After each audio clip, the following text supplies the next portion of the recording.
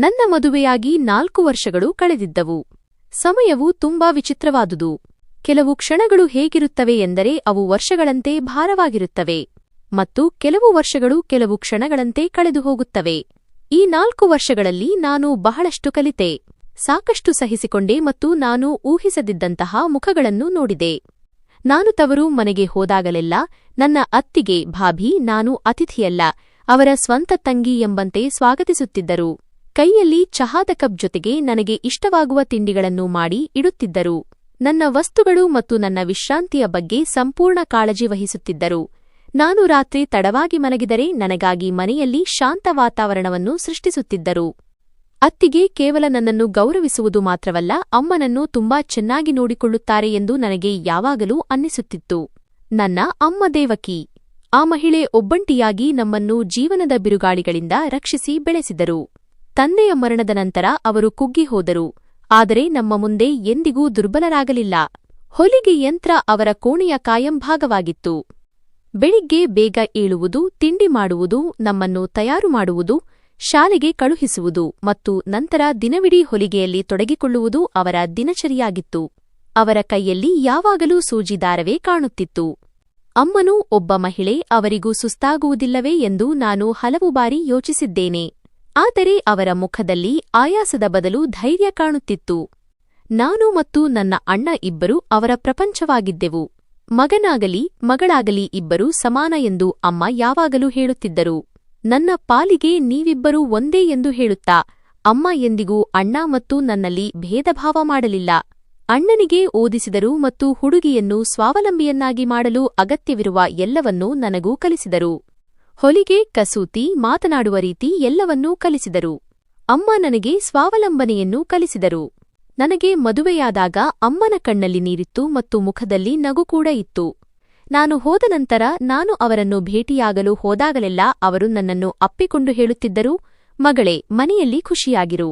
ಗಂಡನ ಮನೆಯಲ್ಲಿ ಹೆಣ್ಣು ಮಕ್ಕಳು ಹೂವಿನ ಹಾಗಿರಬೇಕು, ಸುಗಂಧವಾಗಿರು, ಮುಳ್ಳಾಗಬೇಡ. ನಾನು ಪ್ರತಿ ಬಾರಿಯೂ ಅವರ ಪಾದಗಳ ಬಳಿ ಕುಳಿತು ಅವರ ಕೈ ಹಿಡಿದು, ಅಮ್ಮ, ನಾನೇನಿದ್ದರೂ ಅದು ನಿಮ್ಮ ಪಾಲನೆ ಮತ್ತು ಸಂಸ್ಕಾರದ ಕಾರಣದಿಂದ ಎಂದು ಹೇಳುತ್ತಿದ್ದೆ. ಅಣ್ಣ ಮದುವೆಯಾದ ಕೂಡಲೇ ತನಗಾಗಿ ಪ್ರತ್ಯೇಕ ಕೋಣೆ ಮಾಡಿಸಿಕೊಂಡು ಅತ್ತಿಗೆಯೊಂದಿಗೆ ಇರಲು ಶುರುಮಾಡಿದನು. ಅತ್ತಿಗೆ ಆರಂಭದ ದಿನಗಳಲ್ಲಿ ಅಮ್ಮನ ಜೊತೆ ತುಂಬಾ ಚೆನ್ನಾಗಿ ನಡೆದುಕೊಳ್ಳುತ್ತಿದ್ದರು. ಅವರಿಗೆ ಸಮಯಕ್ಕೆ ಸರಿಯಾಗಿ ಔಷಧಿ ನೀಡುವುದು, ಊಟದ ಕಡೆ ಗಮನ ಕೊಡುವುದು, ಅವರ ಇಷ್ಟದ ಚಹಾವನ್ನೂ ಮಾಡಿಕೊಡುವುದು ಇದೆಲ್ಲವನ್ನೂ ಅತ್ತಿಗೆ ಖುಷಿಯಿಂದ ಮಾಡುತ್ತಿದ್ದರು. ಅಮ್ಮನ ಇಳಿವಯಸ್ಸು ನೆಮ್ಮದಿಯಿಂದ ಕಲಿಯುತ್ತದೆ ಎಂದು ನಾನು ಭಾವಿಸಿದೆ. ನಾನು ಬಂದಾಗಲೆಲ್ಲ ಅತ್ತಿಗೆ ಹೇಳುತ್ತಿದ್ದರು, ನೀವು ಅಮ್ಮನ ಬಗ್ಗೆ ಚಿಂತಿಸಬೇಡಿ, ನಾವು ಪೂರ್ತಿ ಕಾಳಜಿ ವಹಿಸುತ್ತೇವೆ. ನೀವು ಗಂಡನ ಮನೆಯಲ್ಲಿ ಖುಷಿಯಾಗಿರಿ. ನಾನು ಅವರ ಮಾತುಗಳನ್ನು ನಂಬಿದೆ. ನನ್ನ ನಂಬಿಕೆಗೂ ಒಂದು ಕಾರಣವಿತ್ತು, ಏಕೆಂದರೆ ಅವರ ತಾಯಿ ಕೂಡ ನನ್ನ ಮುಂದೆ ಯಾವಾಗಲೂ ಹೇಳುತ್ತಿದ್ದರು, ಮಗಳೇ, ನಿನ್ನ ಅತ್ತಿಗೆ ತುಂಬಾ ಸೇವಾ ಮನೋಭಾವದವಳು. ನಾನು ಹೇಳದ ಕೆಲಸವನ್ನು ಅವಳು ಮಾಡಿಬಿಡುತ್ತಾಳೆ. ದೇವರು ಅವಳನ್ನು ಚೆನ್ನಾಗಿಟ್ಟಿರಲಿ. ಸಮಯ ಹೀಗೆ ಕಲಿಯುತ್ತಿತ್ತು. ಒಂದು ದಿನ ಅಮ್ಮ ಹೇಳಿದರು, ನಿನ್ನ ಅತ್ತಿಗೆ ತುಂಬಾ ಅಚ್ಚುಕಟ್ಟಾದವಳು. ನನಗಂತೂ ಈಗ ನೆಮ್ಮದಿ ಸಿಕ್ಕಿದೆ. ನಾನು ಅತ್ತಿಗೆಗೆ ಪ್ರಾರ್ಥನೆ ಸಲ್ಲಿಸಿದೆ. ಅಮ್ಮನ ಬಾಯಿಂದ ಹೊಗಳಿಕೆ ಕೇಳಿ ಮನಸ್ಸಿನ ಮೂಲೆಯಲ್ಲಿ ಎಲ್ಲೋ ಒಂದು ಸಣ್ಣ ನೋವು ಕಾಣಿಸಿಕೊಂಡಿತು. ನನ್ನ ಪತಿ ವಿಕಾಸ್ ಅವರ ನಿರುದ್ಯೋಗದ ಕಾರಣದಿಂದ ನನ್ನ ಜೀವನದ ಕಷ್ಟಗಳು ಶುರುವಾಗಿತ್ತು. ಆದರೆ ಅಮ್ಮನ ಮನೆಗೆ ಬಂದರೆ ನನಗೆ ನೆಮ್ಮದಿ ಸಿಗುತ್ತಿತ್ತು. ಅಮ್ಮನ ಮಡಿയിൽ ತಲೆ ಇಟ್ಟು ಅವರ ಮಾತುಗಳನ್ನು ಕೇಳಿದರೆ ನಾನು ಪ್ರಪಂಚದ ಎಲ್ಲಾ ಕಹಿಗಳನ್ನು ಮರೆತುಬಿಡುತ್ತಿದ್ದೆ. ಒಂದು ದಿನ ಅಮ್ಮನ ಕೈಗೆ ಮುಲಾಮು ಹಚ್ಚಿರುವುದನ್ನು ನೋಡಿದೆ. ಏನಾಯಿತು ಎಂದು ಕೇಳಿದೆ. ಅಮ್ಮ ಹೇಳಿದರು, ಹೊಲಿಗೆ ಮಾಡುವಾಗ ಸೂಜಿ ಚುಚ್ಚಿತು. ಏನಿಲ್ಲ ಬಿಡು. ನಾನು ಹೆಚ್ಚು ಯೋಚಿಸಲಿಲ್ಲ. ಅಮ್ಮ ಯಾವಾಗಲೂ ಸಣ್ಣಪುಟ್ಟ ಗಾಯಗಳನ್ನು ಮಾಮೂಲಿ ಎಂದು ಭಾವಿಸುತ್ತಿದ್ದರು. ಕೆಲವು ಗಾಯಗಳು ಕಾಣಿಸುವುದಿಲ್ಲ ಮತ್ತು ಅವು ತುಂಬಾ ಆಳವಾಗಿರುತ್ತವೆ ಎಂದು ನನಗೇನು ಗೊತ್ತು. ಅವು ಆತ್ಮಕ್ಕೆ ತಗಲುತ್ತವೆ. ಆದರೆ ಸತ್ಯ ಯಾವಾಗಲೂ ಕಾಣುವ ಹಾಗಿರುವುದಿಲ್ಲ. ಜೀವನದ ಪರದೆಯ ಹಿಂದೆ ಅಡಗಿರುವ ದೃಶ್ಯಗಳು ಸಮಯವು ಪರದೆಯನ್ನು ಸರಿಸಿದಾಗ ಮಾತ್ರ ಹೊರಬರುತ್ತವೆ. ಆ ಸಮಯ ಬರಲಿತ್ತು. ಅಮ್ಮನ ಮನೆಯಲ್ಲಿ ನೆಮ್ಮದಿ ಇದ್ದರೂ ನನ್ನ ಸ್ವಂತ ಜೀವನ ಒಂದು ಕಠಿಣ ಪರೀಕ್ಷೆಯಾಗಿತ್ತು. ನನ್ನ ಪತಿ ವಿಕಾಸ್ ತುಂಬಾ ಓದಿದವರು, MBA ಮಾಡಿದ್ದರು. ಆರಂಭದಲ್ಲಿ ಯಾವುದಾದರೂ ದೊಡ್ಡ ಕಂಪನಿಯಲ್ಲಿ ಕೆಲಸ ಸಿಗುತ್ತದೆ, ಒಳ್ಳೆ ಹುದ್ದೆ ಸಿಗುತ್ತದೆ ಮತ್ತು ಎಲ್ಲವೂ ಸರಿಯಾಗುತ್ತದೆ ಎಂಬ ಉತ್ಸಾಹವಿತ್ತು. ಆದರೆ ಸಮಯ ನಮ್ಮನ್ನು ತಂದು ನಿಲ್ಲಿಸಿದ ದಾರಿಯಲ್ಲಿ ಕನಸುಗಳು ಕಡಿಮೆ ಮತ್ತು ವಾಸ್ತವ ಹೆಚ್ಚಿತ್ತು. ಮದುವೆಯಾದ ತಕ್ಷಣ ಅವರು ಬೇರೆ ಬೇರೆ ಕಡೆ ಕೆಲಸಕ್ಕೆ ಹೋದರು. ಹಲವು ಸಂದರ್ಶನಗಳನ್ನು ನೀಡಿದರು. ಕೆಲವು ಕಡೆ 2-3 ವಾರ ಕೆಲಸ ಕೂಡ ಮಾಡಿದರು.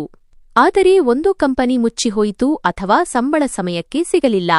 ಅನೇಕ ಬಾರಿ ಸಂಜೆ ಸುಸ್ತಾಗಿ ಮನೆಗೆ ಬಂದು, ಅಂಜಲಿ, ಅದೃಷ್ಟ ನಮ್ಮ ಮೇಲೆ ಕೋಪಗೊಂಡಿದೆ ಅನಿಸುತ್ತೆ ಎಂದು ಹೇಳುತ್ತಿದ್ದರು. ನಾನು ಅವರಿಗೆ ಧೈರ್ಯ ಹೇಳುತ್ತಿದ್ದೆ.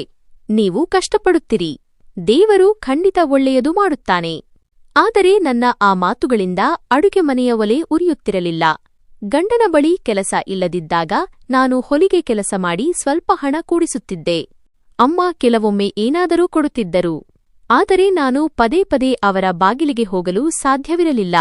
ಸ್ವಾಭಿಮಾನ ಕೂಡ ಒಂದು ವಿಷಯವಲ್ಲವೇ? ಅತ್ತೆ, ಗಂಡನ ತಾಯಿ ಆರಂಭದಲ್ಲಿ ಸುಮ್ಮನಿದ್ದರು.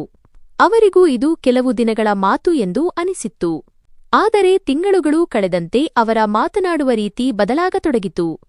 ಒಂದು ದಿನ ಸಂಜೆ ಚಹಾ ಕುಡಿಯುವಾಗ ಅತ್ತೆ ಹೇಳಿದರು, ಅಂಜಲಿ, ಈ ಹುಡುಗ ಬರೀ ಪುಸ್ತಕಗಳನ್ನು ಓದಿದ್ದಾನೆ, ಜವಾಬ್ದಾರಿಯನ್ನೂ ಕಲಿತಿಲ್ಲ.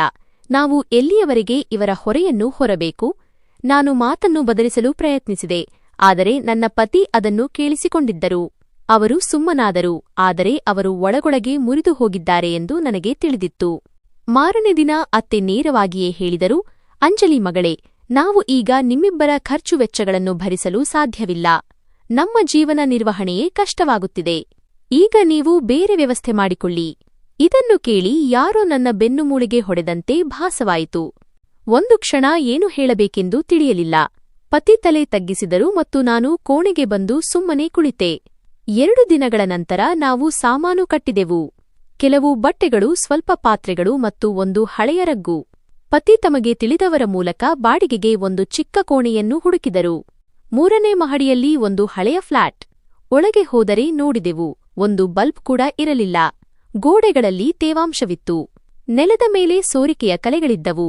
ನಾನು ನನ್ನ ಪತಿಗೆ, ಪರವಾಗಿಲ್ಲ, ನಾವು ಇಲ್ಲಿಂದಲೂ ಆರಂಭಿಸಬಹುದು, ನೀವು ಧೈರ್ಯಗೆಡಬೇಡಿ ಎಂದು ಹೇಳಿದೆ. ನಾವು ಹಳೆಯ ಚಾಪೆಯನ್ನು ನೆಲದ ಮೇಲೆ ಹಾಸಿ ಇಬ್ಬರೂ ಅಲ್ಲೇ ಕುಳಿತೆವು. ಮಾರನೇ ದಿನದಿಂದ ನಾನು ಓಣಿಯ ಒಬ್ಬ ಜವಾಬ್ದಾರಿಯುತ ಮಹಿಳೆಯಿಂದ ಹೊಲಿಗೆ ಕೆಲಸ ಪಡೆಯಲು ಆರಂಭಿಸಿದೆ. ದಿನವಿಡೀ ಹೊಲಿಗೆ ಯಂತ್ರ ನಡೆಸಿ ಸಂಜೆ ಸುಸ್ತಾಗಿ ಹೋಗುತ್ತಿದ್ದೆ. ನನ್ನ ಪತಿ ಹೆಚ್ಚಾಗಿ ಮನೆಯಿಂದ ಹೊರಗೆ ಇರುತ್ತಿದ್ದರು. ಕೆಲವೊಮ್ಮೆ ಸಂದರ್ಶನಕ್ಕಾಗಿ, ಇನ್ನು ಕೆಲವೊಮ್ಮೆ ಏಜೆನ್ಸಿಗಳ ಅಲೆದಾಟದಲ್ಲಿ. ಒಂದು ದಿನ ಅವರು ಸುಸ್ತಾದ ಹೆಜ್ಜೆಗಳಲ್ಲಿ ಮರಳಿದರು. ಕೈಯಲ್ಲಿ ಪತ್ರಿಕೆ ಇತ್ತು. ಕುಳಿತುಕೊಳ್ಳುತ್ತಲೇ ಹೇಳಿದರು, ಇವತ್ತು ಮತ್ತೆ ಸಂದರ್ಶನ ನೀಡಿದೆ. 15 ಮಂದಿ ಅಭ್ಯರ್ಥಿಗಳೂ ಇದ್ದರು. ಒಬ್ಬರಿಗಿಂತ ಒಬ್ಬರು ಅನುಭವಿಗಳು.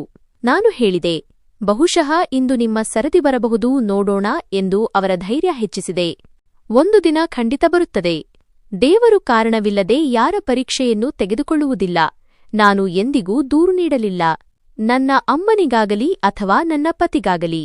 ಆದರೆ ನಮ್ಮ ಬಳಿ ಹಿಟ್ಟು, ಆಟ ಕೊಳ್ಳಲು ಕೂಡ ಹಣವಿಲ್ಲದ ಒಂದು ದಿನವೂ ಬಂತು. ನಾನು ಹಳೆಯ ಪರ್ಸ್ ಹುಡುಕಿ ಮಾರುಕಟ್ಟೆಗೆ ಹೋಗಿ ಕೇವಲ ಹಿಟ್ಟು ಮತ್ತು ಸಕ್ಕರೆ ತಂದೆ. ಆ ದಿನ ಬೇಳೆ ಕೂಡ ಇರಲಿಲ್ಲ. ಪತಿ ಏನೂ ಹೇಳದೆ ಒಣರೊಟ್ಟಿ ತಿಂದು ನಂತರ ಹೇಳಿದರು, ಅಂಜಲಿ, ಒಂದು ವಾರದಲ್ಲಿ ಏನೂ ಮಾಡಲು ಸಾಧ್ಯವಾಗದಿದ್ದರೆ ನಾನು ರಿಕ್ಷಾ ಓಡಿಸಲು ಶುರು ಮಾಡುತ್ತೇನೆ. ನಾನು ಹೇಳಿದೆ, ಅದು ಪ್ರಾಮಾಣಿಕ ದುಡಿಮೆ, ಅದರಲ್ಲಿ ನಾಚಿಕೆ ಪಡುವ ವಿಷಯವೇನಿಲ್ಲ. ಆ ದಿನಗಳಲ್ಲಿ ಜನರ ನಡವಳಿಕೆ ಬದಲಾಗಿರುವುದನ್ನು ನಾನು ಹಲವು ಬಾರಿ ನೋಡಿದೆ. ಮೊದಲು ನಮ್ಮನ್ನು ತಮ್ಮ ಜೊತೆ ಕೂಡಿಸಿಕೊಳ್ಳುತ್ತಿದ್ದ ಜನರು ಈಗ ಸಿಕ್ಕಾಗ ಕಣ್ಣು ತಪ್ಪಿಸುತ್ತಿದ್ದರು. ಒಬ್ಬ ಹಳೆಯ ಸ್ನೇಹಿತ ಪತಿಯನ್ನು ಭೇಟಿಯಾಗಿ, ಇನ್ನೂ ಖಾಲಿ ಇದ್ದೀಯಾ ಎಂದು ನಗುತ್ತಾ ಮುಂದೆ ಹೋದನು. ಆ ರಾತ್ರಿ ನನ್ನ ಪತಿ ನನ್ನೊಂದಿಗೆ ಯಾವುದೇ ಮಾತು ಆಡಲಿಲ್ಲ. ಆದರೆ ಆ ಎಲ್ಲಾ ಕ್ಷಣಗಳಲ್ಲಿ ನಮ್ಮನ್ನು ಜೋಡಿಸಿಟ್ಟ ಒಂದು ವಿಷಯವೆಂದರೆ ಒಬ್ಬರ ಮೇಲೊಬ್ಬರಿಗಿದ್ದ ನಂಬಿಕೆ. ಅವರು ಎಷ್ಟೇ ಮುರಿದು ಹೋಗಿದ್ದರೂ ನನಗಾಗಿ ಹೋರಾಡುತ್ತಿದ್ದಾರೆ ಎಂದು ನನಗೆ ತಿಳಿದಿತ್ತು, ಮತ್ತು ಏನೇ ಆದರೂ ನಾನು ಅವರ ಜೊತೆಗಿದ್ದೇನೆ ಎಂದು ಅವರಿಗೂ ತಿಳಿದಿತ್ತು. ಒಂದು ದಿನ ಸಂಜೆ ವಿಕಾಸ್ ಮನೆಗೆ ಬಂದಾಗ ಅವರ ಮುಖದಲ್ಲಿ ನಾನು ಬಹಳ ಸಮಯದ ನಂತರ ಆ ಹೊಳಪನ್ನು ಕಂಡೆ. ಅವರ ಕೈಯಲ್ಲಿ ಒಂದು ಬಿಳಿ ಲಕೋಟೆ ಇತ್ತು. ಬಾಗಿಲು ತೆರೆಯುತ್ತಲೇ ಅವರು ಹೇಳಿದರು, ಅಂಜಲಿ, ಕೆಲಸ ಸಿಕ್ಕಿದೆ. ನಾನು ಬೇಗನೆ ನೀರಿನ ಲೋಟ ಕೈಗೆತ್ತಿಕೊಂಡು ಅವರ ಹತ್ತಿರ ಹೋದೆ. ನಿಜವಾಗ್ಲೂ? ಎಲ್ಲಿ? ಅವರು ಮಂಚದ ಮೇಲೆ ಕುಳಿತು ದೀರ್ಘವಾಗಿ ಉಸಿರು ಬಿಟ್ಟು ಹೇಳಿದರು, ಕ್ಲಿಫ್ಟನ್ನಲ್ಲಿ ಒಂದು ಖಾಸಗಿ ಕಂಪನಿ ಇದೆ, ಮಾರ್ಕೆಟಿಂಗ್ ಅಸಿಸ್ಟೆಂಟ್ ಹುದ್ದೆ. ಸಂದರ್ಶನ 1 ವಾರ ಹಿಂದೆಯೇ ನೀಡಿದ್ದೆ. ಆದರೆ ಉತ್ತರದ ನಿರೀಕ್ಷೆ ಇರಲಿಲ್ಲ. ಇಂದು ಫೋನ್ ಬಂತು. ನಾಡಿದ್ದಿನಿಂದ ಕೆಲಸಕ್ಕೆ ಸೇರಬೇಕು. ಸಂಬಳವೂ ಚೆನ್ನಾಗಿದೆ. ಮತ್ತು ಎಲ್ಲಕ್ಕಿಂತ ಒಳ್ಳೆಯ ವಿಷಯವೆಂದರೆ ಓಡಾಡಲು ಸಾರಿಗೆ ಭತ್ಯೆ ಕೂಡ ಸಿಗುತ್ತದೆ. ನಾನು ನಗುತ್ತಾ ಅವರ ಕೈ ಹಿಡಿದೆ. ನಾನು ಹೇಳಿರಲಿಲ್ವಾ, ದೇವರು ನಮ್ಮ ಶ್ರಮವನ್ನು ವ್ಯರ್ಥವಾಗಲು ಬಿಡುವುದಿಲ್ಲ ಎಂದು. ಆ ಸಂಜೆ ನಾವು 2 ಕಪ್ ಚಹಾ ಮತ್ತು ಕೆಲವು ಬಿಸ್ಕತ್ತುಗಳೊಂದಿಗೆ ಒಂದು ಸಣ್ಣ ಹಬ್ಬವನ್ನೇ ಆಚರಿಸಿದೆವು. ನಾನು ವಿಕಾಸ್ ಅವರಿಗೆ ಹೇಳಿದೆ, ಈಗ ನಾವು ಸಮಯಕ್ಕೆ ಸರಿಯಾಗಿ ಬಾಡಿಗೆ ಕೊಡಬೇಕು, ಕರೆಂಟ್ ಬಿಲ್ ಕೂಡ ಕಟ್ಟಬೇಕು ಮತ್ತು ಹೌದು, ನನ್ನ ಹೊಲಿಗೆ ಯಂತ್ರವನ್ನು ರಿಪೇರಿ ಮಾಡಿಸಬೇಕು. ವಿಕಾಸ್ ಒಪ್ಪಿಗೆ ಸೂಚಿಸುತ್ತಾ ತಲೆ ಅಲ್ಲಾಡಿಸಿದರು. ನಿನಗೆ ನಾನು ಒಂದು ಹೊಸ ಸೀರೆ ಖಂಡಿತ ತರುತ್ತೇನೆ, ಈ ಬಾರಿಯ ಸಂಬಳ ಸಿಕ್ಕ ಮೇಲೆ. ಮಾರನೇ ದಿನ ಬೆಳಿಗ್ಗೆ ನಾನು ಬೇಗ ಎದ್ದೆ. ಅಡುಗೆ ಮನೆ ಸ್ವಚ್ಛಗೊಳಿಸಿ ಚಹಾ ಮಾಡಿದೆ. ವಿಕಾಸ್ ತಯಾರಾಗುತ್ತಿರುವುದನ್ನು ಕಂಡು ಮನಸ್ಸಿಗೆ ನೆಮ್ಮದಿ ಸಿಕ್ಕಿತು. ನಾನು ಅವರ ಶರ್ಟ್ ಸರಿ ಮಾಡಿದೆ ಮತ್ತು ಶೂ ಪಾಲಿಶ್ ಮಾಡಿದೆ. ಅವರು ಕಚೇರಿಗೆ ಹೊರಡುವಾಗ ಬಾಗಿಲ ಬಳಿ ನಿಂತು ಹೇಳಿದರು, ಅಂಜಲಿ, ಈಗ ಎಲ್ಲವೂ ಬದಲಾಗುತ್ತದೆ. ಬಾಗಿಲು ಮುಚ್ಚಿದ ಕೂಡಲೇ ನಾನು ಒಂದು ಹಳೆಯ ಶಾಲು ಹೊದ್ದುಕೊಂಡೆ. ಕಷ್ಟದ ಸಮಯಕ್ಕಾಗಿ ಎತ್ತಿಟ್ಟಿದ್ದ ಕೆಲವು ಹಣದಲ್ಲಿ ಒಂದು ಸಿಹಿ ತಿಂಡಿಯ ಡಬ್ಬ ತೆಗೆದುಕೊಂಡೆ. ನನ್ನ ಮನಸ್ಸಿನಲ್ಲಿ ಒಂದೇ ವಿಷಯವಿತ್ತು, ಈ ಸುದ್ದಿಯನ್ನು ಮೊದಲು ಅಮ್ಮನಿಗೆ ತಿಳಿಸಬೇಕು. ಪ್ರತಿ ಬಾರಿಯೂ ನನ್ನ ಧೈರ್ಯ ಹೆಚ್ಚಿಸಿದವರು ಅವರೇ. ಜೇಬು ಖಾಲಿಯಾದಾಗ ಅಮ್ಮ ಕೊಟ್ಟ 1,000 ರೂಪಾಯಿ ನೋಟು ನಿಧಿಯಂತೆ ಹೊರಬರುತ್ತಿತ್ತು. ನಂತರ ನಾನು ರಿಕ್ಷಾದಲ್ಲಿ ಕುಳಿತೆ. ಅಮ್ಮನ ಓಣಿಯ ಬೀದಿಗಳನ್ನು ಪ್ರವೇಶಿಸುತ್ತಿದ್ದಂತೆ ಪರಿಚಿತವಾದ ಸುವಾಸನೆ ಭಾಸವಾಯಿತು. ಅದೇ ಬೀದಿ, ಅದೇ ಬಾಗಿಲು, ಅದೇ ಕಿಟಕಿ, ಅಲ್ಲಿಂದ ನಾನು ಮತ್ತು ಅಣ್ಣ ಇಣುಕಿ ನೋಡುತ್ತಿದ್ದೆವು. ಮನಸ್ಸಿನಲ್ಲಿ ಒಂದು ವಿಚಿತ್ರವಾದ ಸಂತೋಷವಿತ್ತು, ಈ ಬಾರಿ ನಾನು ಶುಭ ಸುದ್ದಿ ಹೇಳಲು ಬಂದಿದ್ದೇನೆ ಎಂದು. ಬಾಗಿಲು ತಟ್ಟಿದೆ. ಅತ್ತಿಗೆ ಕವಿತಾ ಬಾಗಿಲು ತೆರೆದರು. ನನ್ನನ್ನು ನೋಡಿದ ಕೂಡಲೇ ಸ್ವಲ್ಪ ಚಕಿತರಾದರು. ನಂತರ ಮೆಲುಧ್ವನಿಯಲ್ಲಿ ಬನ್ನಿ ಎಂದರು. ನಾನು ಸಿಹಿ ತಿಂಡಿಯ ಡಬ್ಬವನ್ನು ಕೈಯಲ್ಲಿ ಹಿಡಿದು ಹೇಳಿದೆ, ಶುಭ ಸುದ್ದಿ ಕೊಡಲು ಬಂದೆ. ವಿಕಾಸ್ ಅವರಿಗೆ ಒಳ್ಳೆ ಕೆಲಸ ಸಿಕ್ಕಿದೆ. ಅಮ್ಮನಿಗೆ ಹೇಳೋಣ ಎಂದುಕೊಂಡೆ. ಅವರು ತುಂಬಾ ಪ್ರಾರ್ಥನೆ ಮಾಡಿದ್ದರು. ಅತ್ತಿಗೆ ಬಾಗಿಲನ್ನು ಇನ್ನೂ ಸ್ವಲ್ಪ ತೆರೆದು, ಒಳಗೆ ಬನ್ನಿ, ಅಮ್ಮ ಅವರ ಕೋಣೆಯಲ್ಲಿದ್ದಾರೆ ಎಂದರು. ನಾನು ಒಳಗೆ ಹೋದಾಗ ವಾತಾವರಣ ಸ್ವಲ್ಪ ಬದಲಾದಂತೆ ಅನ್ನಿಸಿತು. ಅಮ್ಮನ ಕೋಣೆ ಎಂದಿನಂತೆ ಸಾಧಾರಣವಾಗಿತ್ತು. ಆದರೆ ಗೋಡೆಗಳು ಮತ್ತು ಬಾಗಿಲುಗಳಲ್ಲಿ ಒಂದು ವಿಚಿತ್ರವಾದ ಮೌನ ಆವರಿಸಿತ್ತು. ಅಮ್ಮ ಮಂಚದ ಮೇಲೆ ಕುಳಿತಿದ್ದರು. ನನ್ನ ಹೆಜ್ಜೆ ಸದ್ದು ಕೇಳಿ ಅವರು ತಲೆ ಎತ್ತಿ ನೋಡಿದರು. ಅವರ ಮುಖದಲ್ಲಿ ಅದೇ ನಗು ಇತ್ತು, ಅದು ನನಗೆ ಯಾವಾಗಲೂ ಧೈರ್ಯ ನೀಡುತ್ತಿತ್ತು. ಅಂಜಲಿ, ನನ್ನ ಮಗು ಬಂದ್ಯಾ? ಅಮ್ಮ ನನ್ನ ಕೈಗಳನ್ನು ಹಿಡಿದುಕೊಂಡರು. ನಾನು ಡಬ್ಬವನ್ನು ಅವರ ಕೈಗಿಡುತ್ತಾ ಹೇಳಿದೆ, ಅಮ್ಮ, ವಿಕಾಸ್ ಅವರಿಗೆ ಕೆಲಸ ಸಿಕ್ಕಿದೆ. ಒಂದು ದೊಡ್ಡ ಕಂಪನಿಯಲ್ಲಿ ಸಂಬಳ ಕೂಡ ಚೆನ್ನಾಗಿದೆ.